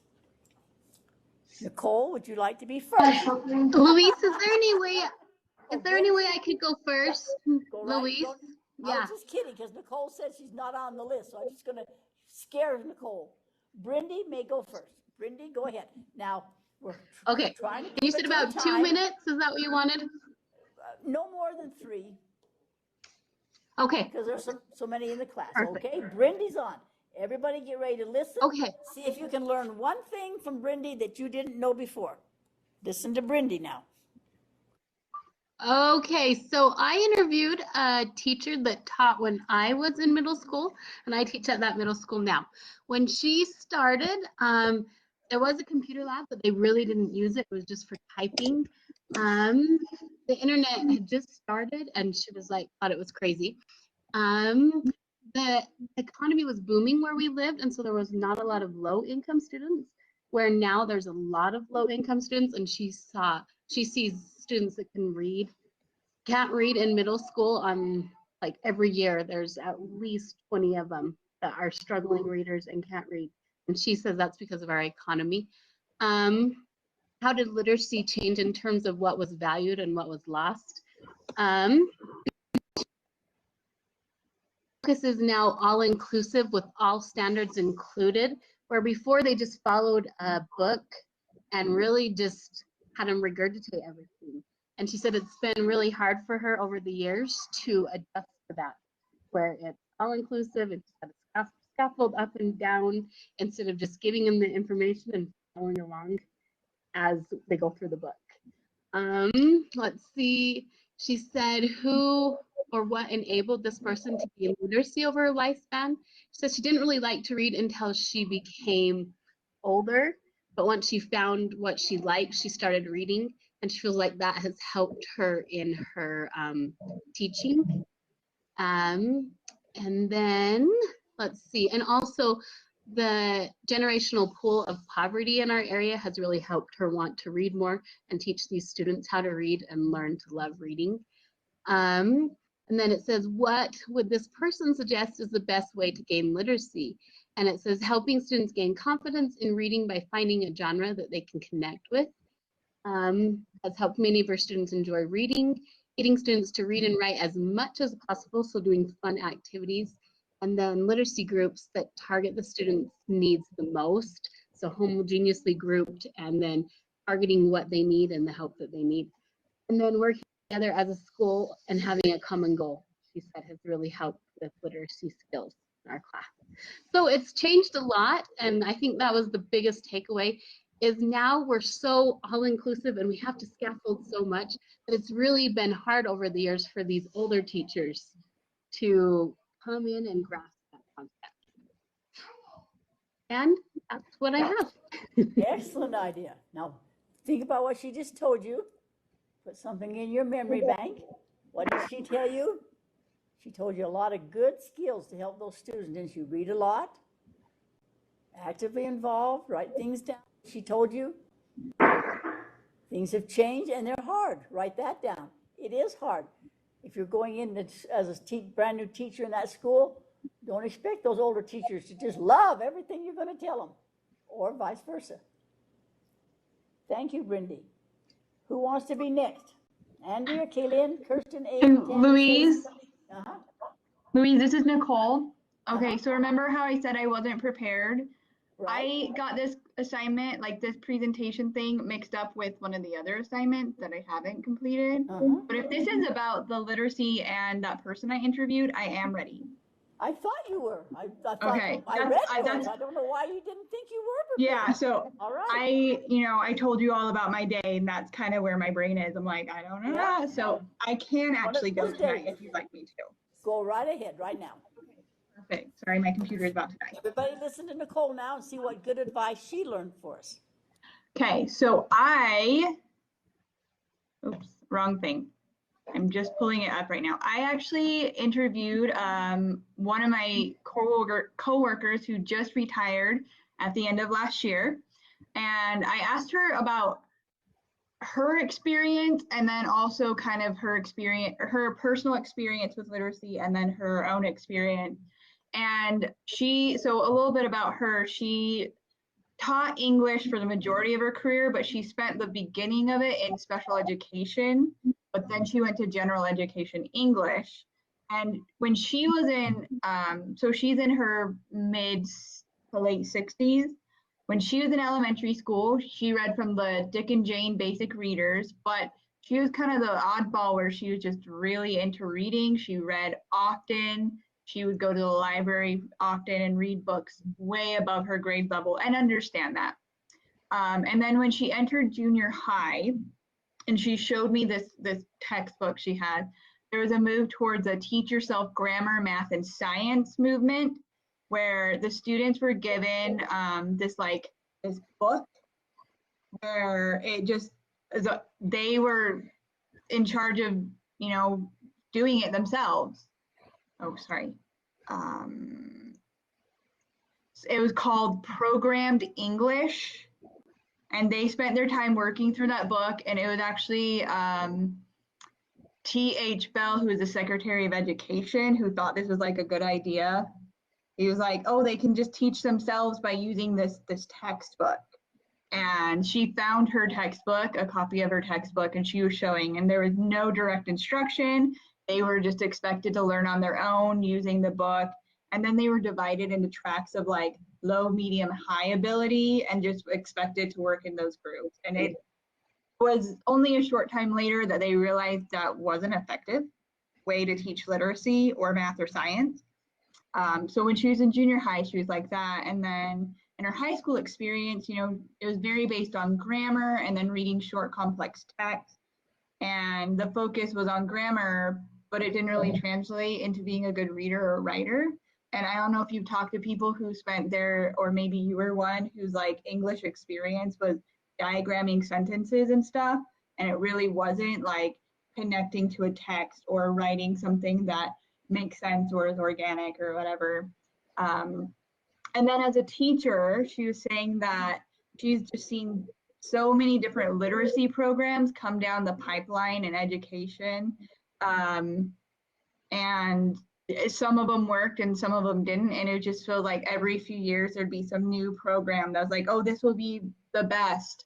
And what she found is actually at the end of her career, which was last year, she felt that her best book for helping students with their literacy strategies was a book written by Kylene Beers and Robert Prost called Destructive Thinking. I think that's what it's called. And using the book Brain Heart Strategy and also using nonfiction and fiction signposts. So it was really interesting to talk to her and kind of get her own personal experience with her own education and then kind of her teaching experience. So there you go. That was very interesting. Very interesting. I've been through all those different stages. Yeah. I found a notebook the other day, a great big binder. There's nothing but just diagram sentences. I don't know why I did it, but they were used as punishment too. If you weren't good or on task, you had to diagram. So yeah, it was fun. So either I was off task or I was good at it. I don't know. I had a whole notebook full. Thank you. And think, what did she tell you now? So many programs have come and gone. She finally found one she liked. Think about the things that she's learned in her career now. That was very interesting.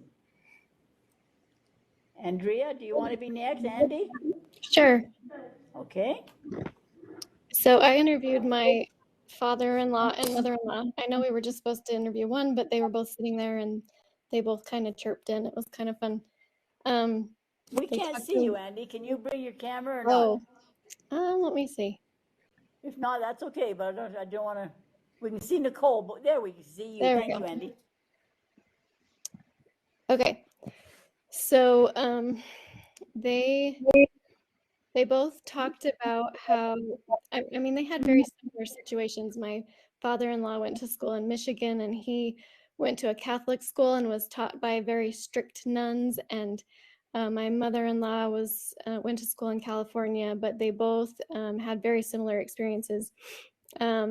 I thought it was interesting that they both mentioned that students were very well behaved, that they just sat and listened and participated, and they didn't talk unless they were supposed to.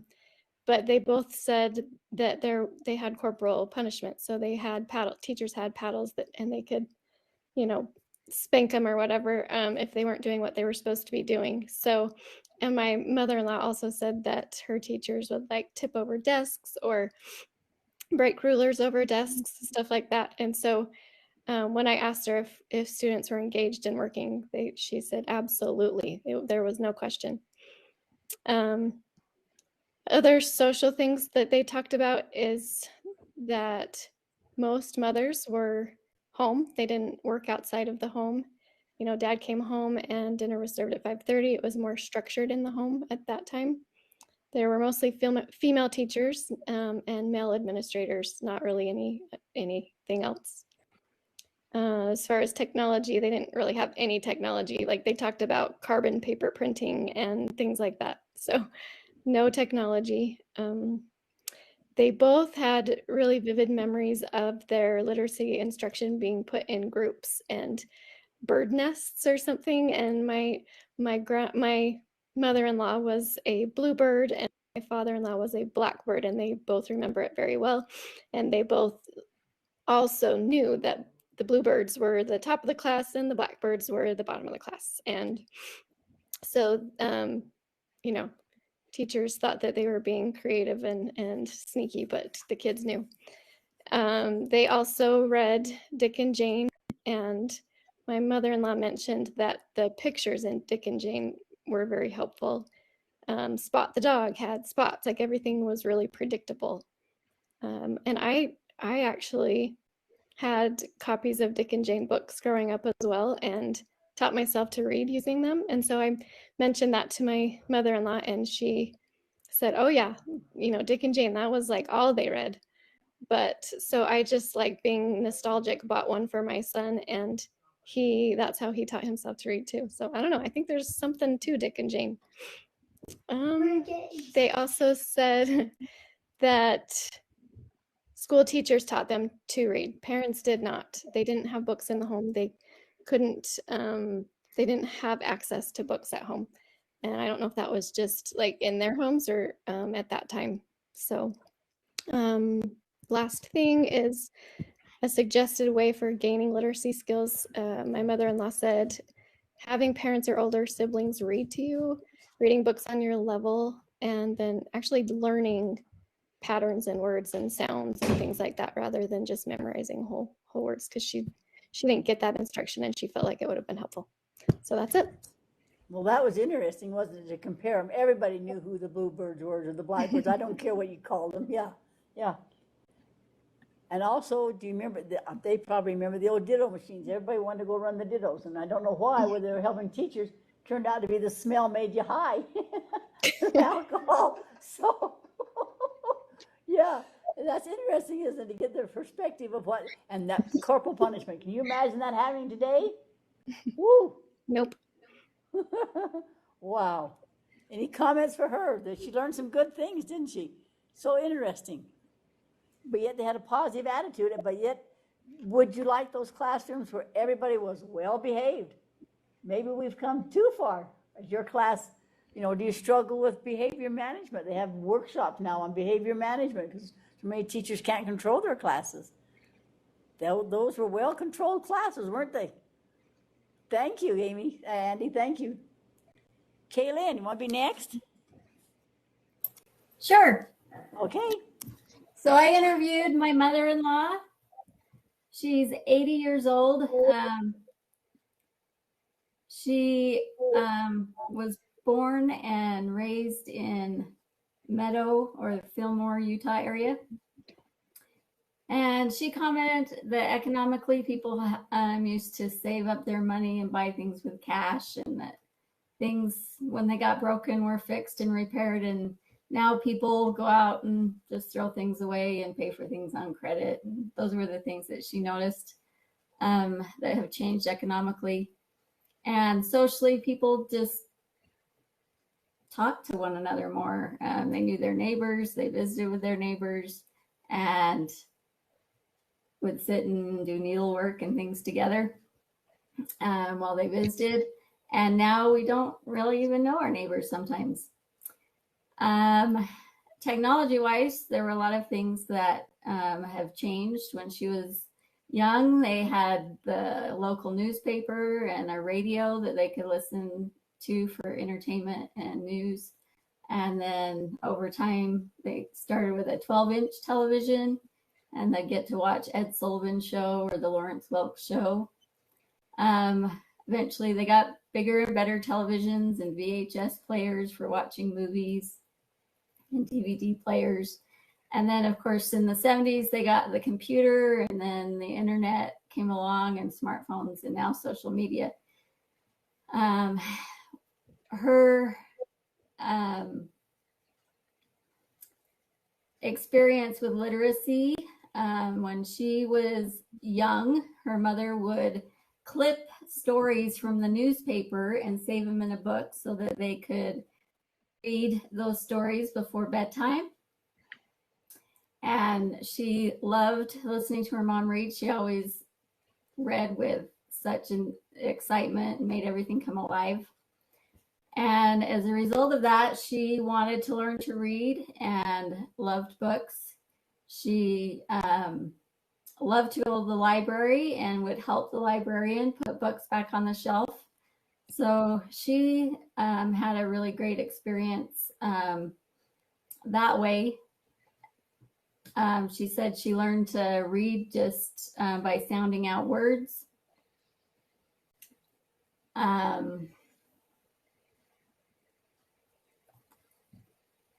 They always had books.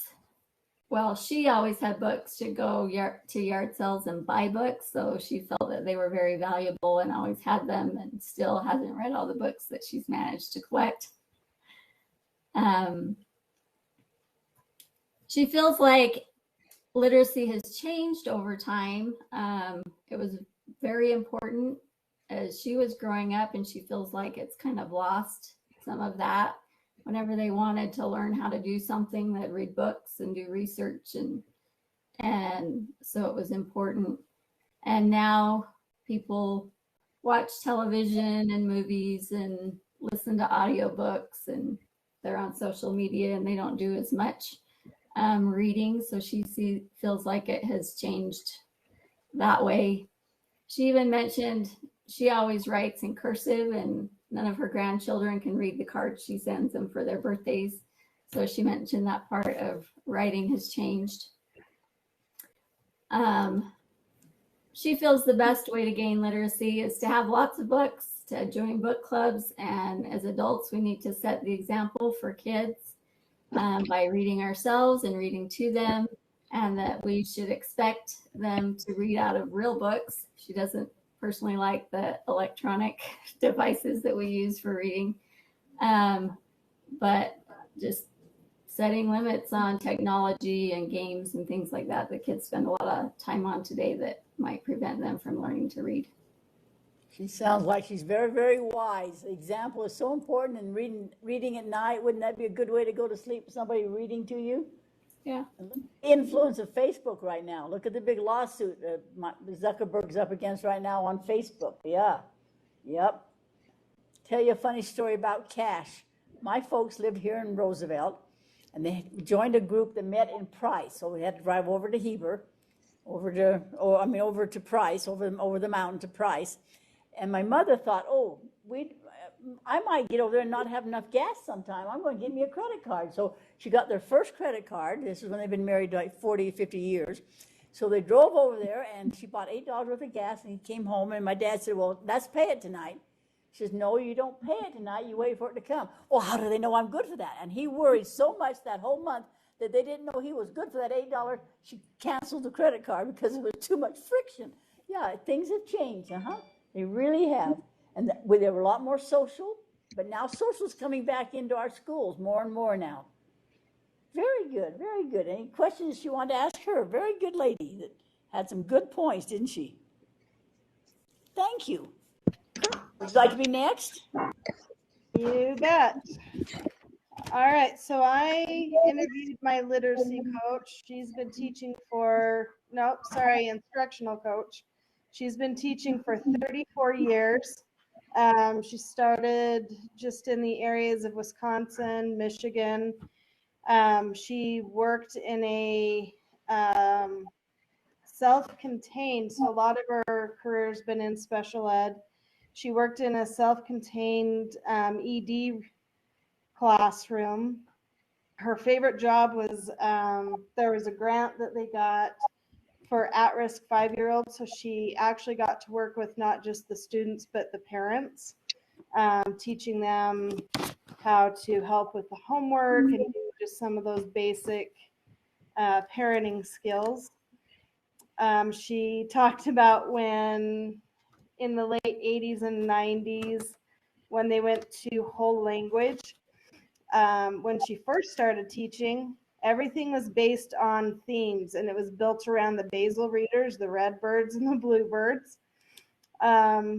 She built this, she cut out of the paper on the roll a bear, and it went all the way from the ceiling down to the floor. And that was the exact height of the bear in this basal reader. And I just sat there and I thought, I am not that creative, and I am definitely not artsy. So I have no idea what that poor bear would have looked like if I had done it. There's no way. She had a fairy theme and a dragon theme, and she had these people come in dressed up in knights, and everybody was in the same book and just a different pace. And I thought, oh no, there's no way I would not have survived. But she said during the whole language group that they just read and read and read and just hoped that somehow by osmosis these kids would learn to read, because there was no phonics instruction. There was just diagramming sentences, but as far as learning to read, there was nothing. They didn't really have a writing program to follow.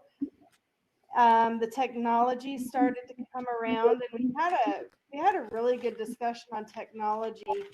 We're both from a special ed program, and she said that some of the things that the students are using to assist them, she feels that they've become a crutch because they're not learning to read. They're not developing those skills because they know that they have this adaptive technology that's going to help them read. And so it's kind of a toss-up. We know it's needed, but it's also a hard thing as far as learning to read, and the best way to gain those literacy skills. She said home language definitely was not it. But like she went through guided reading, Fontes and Snell. She's worked in private schools where technology was was a huge component. She said that every program that they've used has had really good components minus the whole language. And so she said it's just making sure that we're going through those steps, we're filling in the holes if there are holes, and immersing them in interactive language and reading skills. The technology that they started to use back in about 2010 was like the Starfall programs.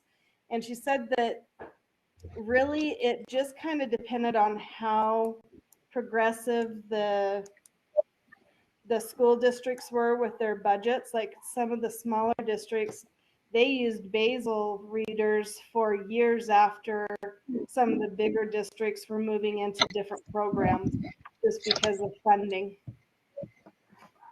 Very true. Funding plays a big, big thing. Also, being able to sell your program. Ken Goodman spent a fortune when the lady came out here to sell us that program. Of course, like the lady just said, it was all male in the district office and all male in the principal's office. And her skirt was a bit short, and we ended up buying that program. We always laughed about that. We don't know whether that's what he bought it on or not, but we hope not. But the whole language was a big thing for a long time. Yes, Yeah, yep. She has a lot of wisdom there, didn't she? Lots of wisdom and technology now. Yep, thank you. That was so interesting. Thank you. Amy, would you like to be next? Yes. Okay, so I interviewed our reading interventionist, and she's been teaching for 21 years. And she taught 8 years, and then she took 6 years off and came back. She's taught in 5th grade, 2nd grade, and 3rd grade. And in 1995, when she was going through the program, she said they were focused on whole language learning, and phonics was bad and basals were terrible, and you just needed to immerse the student in print and they'll get it. And she said they did spelling lists, but you don't do the phonics part of it. You just do the whole word reading. You didn't take the word apart.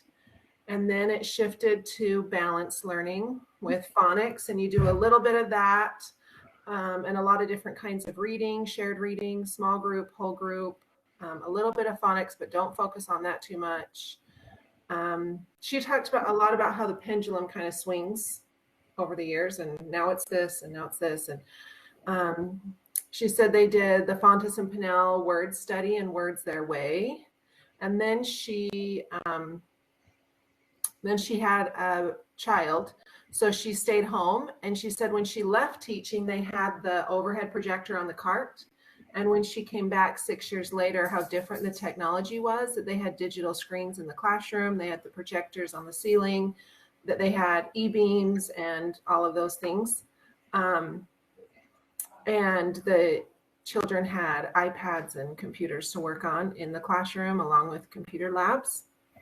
And she said she always did small group reading instruction, even though it wasn't something that was pushed. She just felt like she got the biggest bang for her buck from that. So she always made sure she did that in her classroom.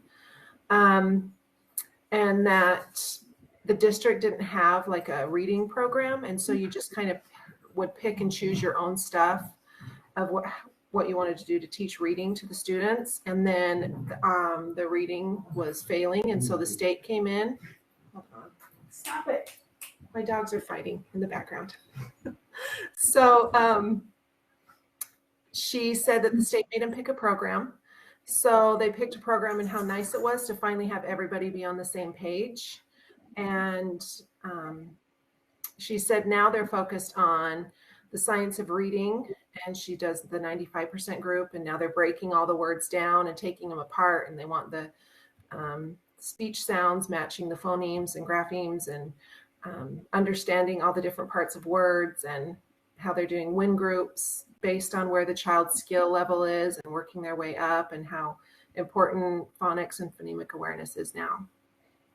So, boy, what a lot of changes she's seen. Yeah.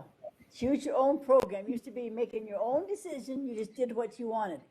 And some of the older teachers right now in some of our local districts are really unhappy because On Monday, all the kindergartens do the same video, the same picture, the same work. On Tuesday, they do, and now they're hating it because they like to do their own decision.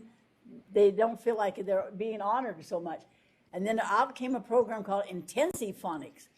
And it was really funny. Our district really bought into Intensive Phonics, and you stood at the board all day and wrote on the little first graders.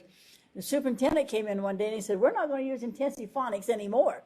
And they said, "Well, what's your theory?" "Well, my daughter's feet are tired and she's tired of standing at the board all day. So we did away with Intensive Phonics on that premise." So, boy, she had an interesting life, didn't she? Very interesting. Very interesting. Very good report, wasn't it? We don't make our own decisions. Should we? More? Are they not trusting us? What do you think about it? Do you like having your own program, or do you have it like having it brought to you? Big decisions, isn't there? Laura, what do you think? I have opinions on that. Okay, Laura has an opinion. Laura has an opinion. Let me give Laura the mic here. She has an opinion.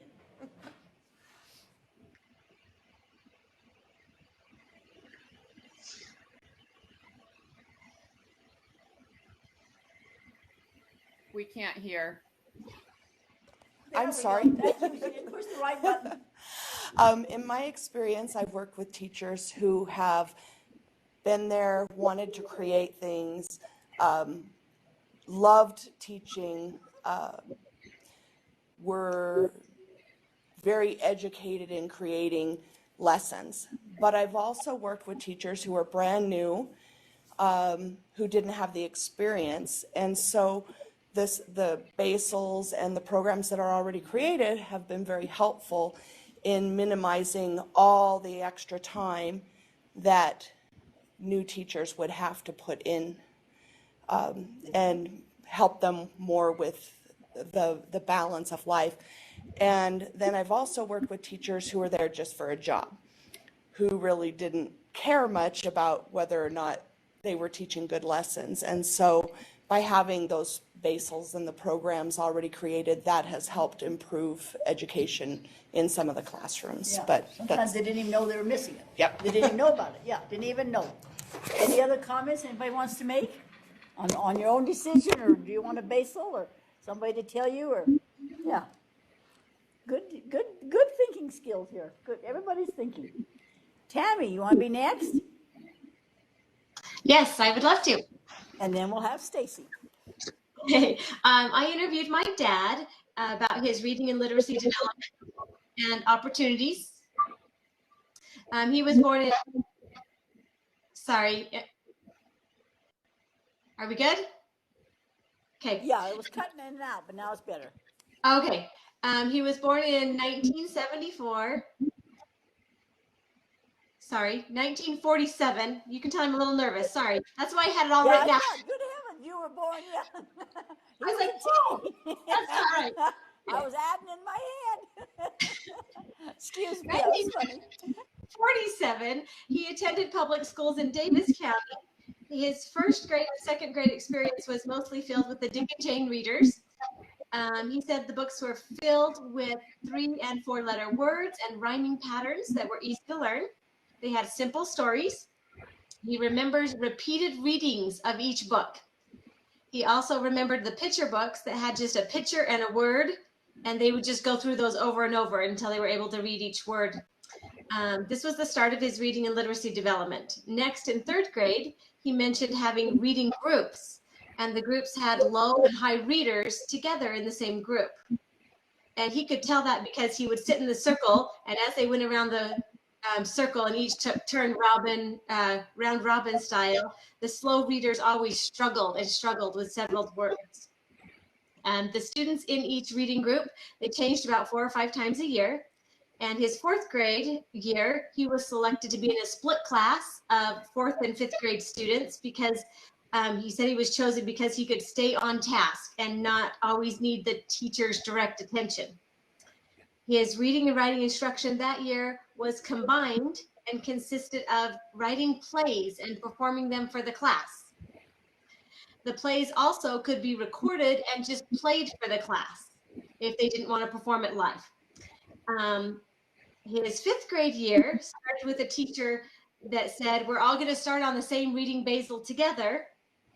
And when she heard my dad read, she noticed that he couldn't read from the basal. And she told him, you'd lost a year. You can't read it. And my dad was so upset. He was distressed. He made a goal to read every book in the school library. And he did. He read all the books in the school library, and then he went to the public library and started going through all those books. And he got better and better at reading because that teacher said that, and kind of like, you lost a year. And he was afraid he'd always be behind, and he wasn't going to be behind. And to this day, he still loves to read and just reads and reads. His desire to read has passed on to his kids and his grandkids. That's a wonderful story. Oh, to do it by yourself, to show the teacher. I wonder if she knew what influence she had, whether she planned it that way, or whether she was being mean. Oh, that's something, isn't it? Yeah. Very good. Very good. Yeah. I enjoyed that. Thank you. Thank you. Stacy? Okay, so I'm listening to everyone's interviews, and I'm thinking I wish I knew someone or interviewed someone that was much older than I did, because they're fascinating to listen to, and I'm grateful to be teaching in the time that I am now, I'll tell you that.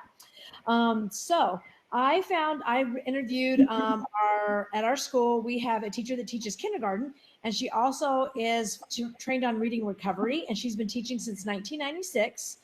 And so we had a really good discussion about it. She talked about how when she first started, that they only gave them some basal readers and a portion of the program. It wasn't a very big program. And she said she had to create all of her own curriculum to fill in the gaps. And she said she remembered having to create her own take-home library with level books. So she would go to DI, she would scrounge them from parents, she'd make sure they were leveled, she had to give them out, make sure they were all what they needed to be every week. So she talked about how that was really hard to do, especially when you're a new teacher and you don't have a lot of money and you don't make a lot of money. And back then they didn't have a ton of grants to help you.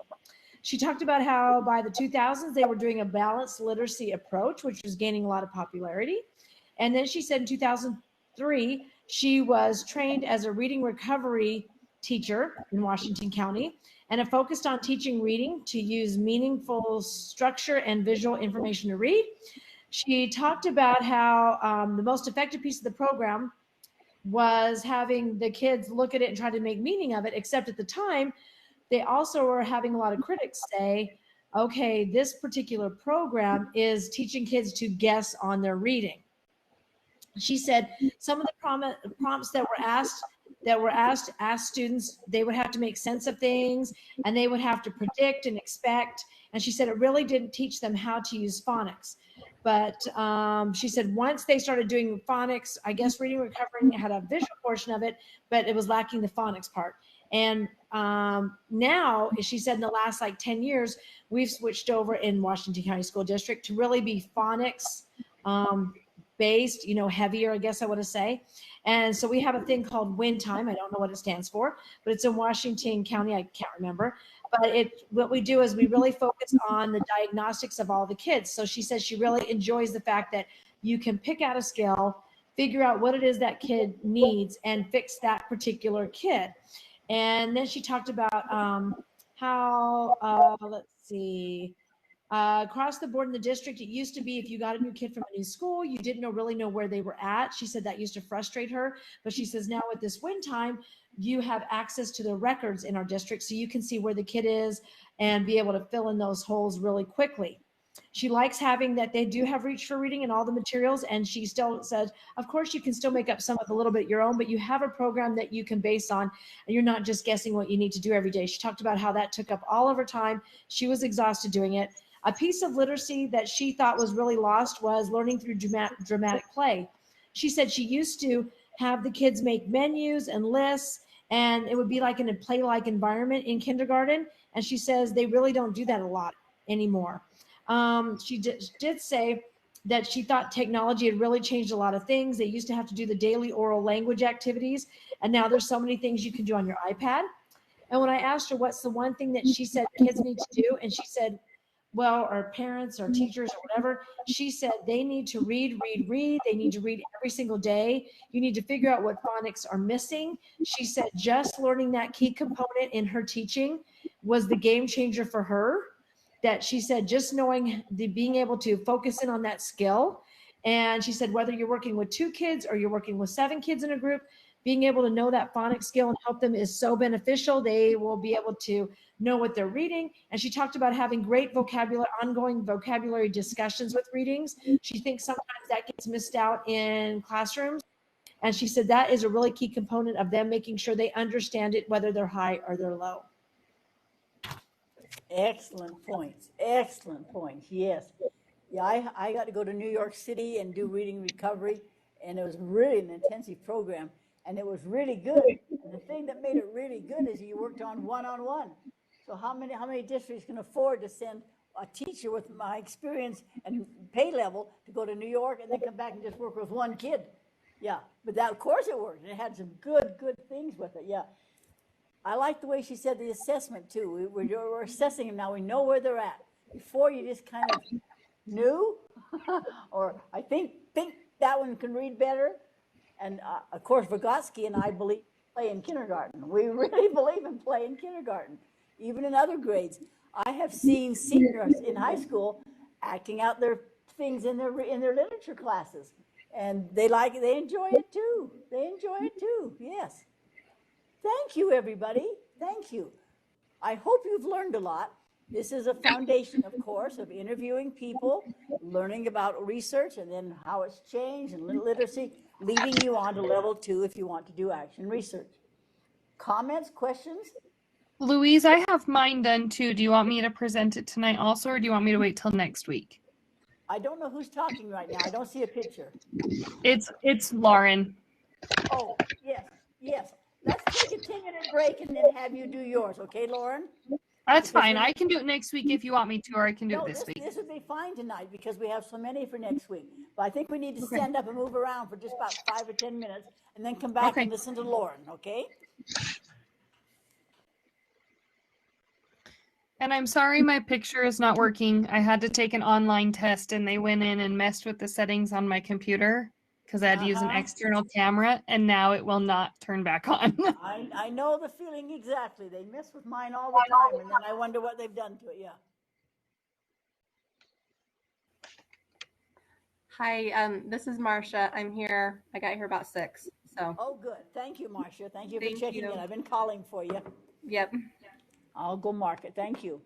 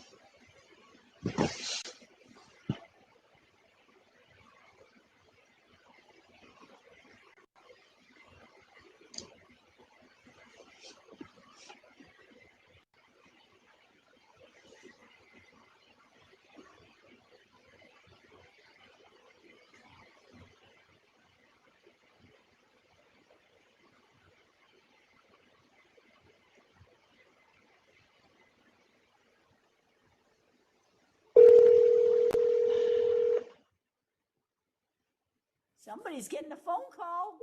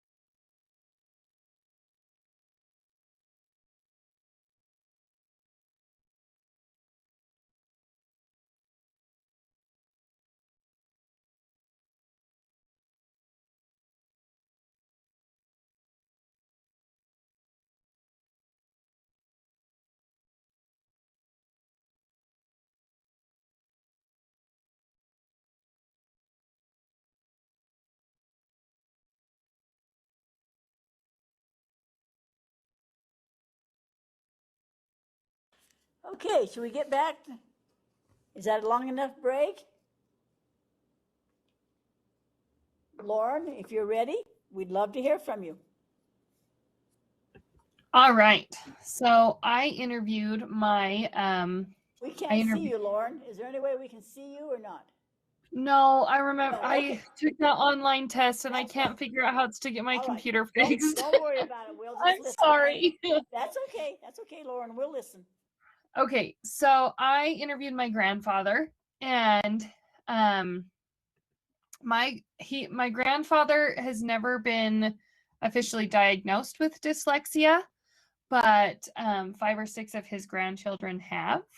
So it can be genetic. So I'm assuming that he is dyslexic. So his experience with learning to read was a little bit different than some of the stories that have been shared tonight. And I thought it was really interesting because he said, kind of like has been said before, he said women didn't really work, and if they did, they were school teachers. He's like, so my mom was home every night, and I thought it was actually really sweet. He was like, I never would have made it through school if it wasn't for my angel mother, because she sat with me every night and we did my homework for hours because I could not get it.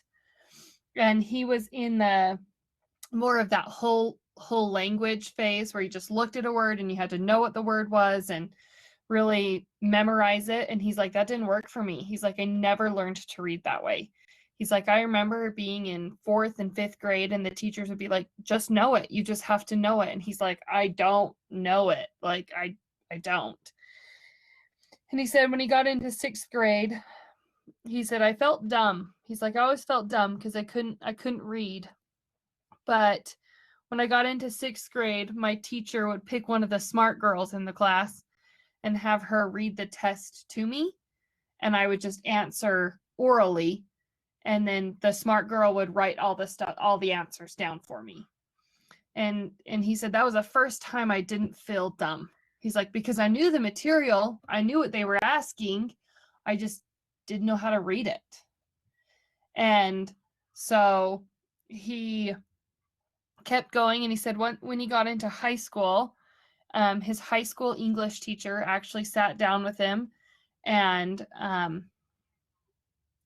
him phonics and taught him how to sound words out, and was really explicit. And he said, that's when I started to actually be able to read. And he said, it was hard for me. He's like, I still am not a very good writer. I don't write well, but he's like, I read every day. He's like, I worked really hard to learn how to read, and it's important to me. And it was really important to my parents that I graduated from high school, and they really valued education. And so I respected them in that. And he's like, I practice reading every day, even if I just read the newspaper. The other thing he talked about how with reading was, and just education in general, is the difference in how kids act. My grandfather was a bus driver for many years. And he said, when I first started driving school bus, kids are a lot more respectful. He's like, they would sit down on the bus, they would listen to you as a yes, sir, yes, ma'am, like kind of an attitude. And he's like, when I got ready to retire, he's like, I couldn't do it anymore. There was just a different attitude that kids had. The other thing he talked about was how much technology has changed. And it was funny because we have a relative who lives in Germany.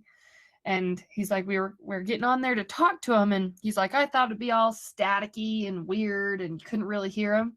And it was like, I think it was like through Skype or FaceTime. I don't remember.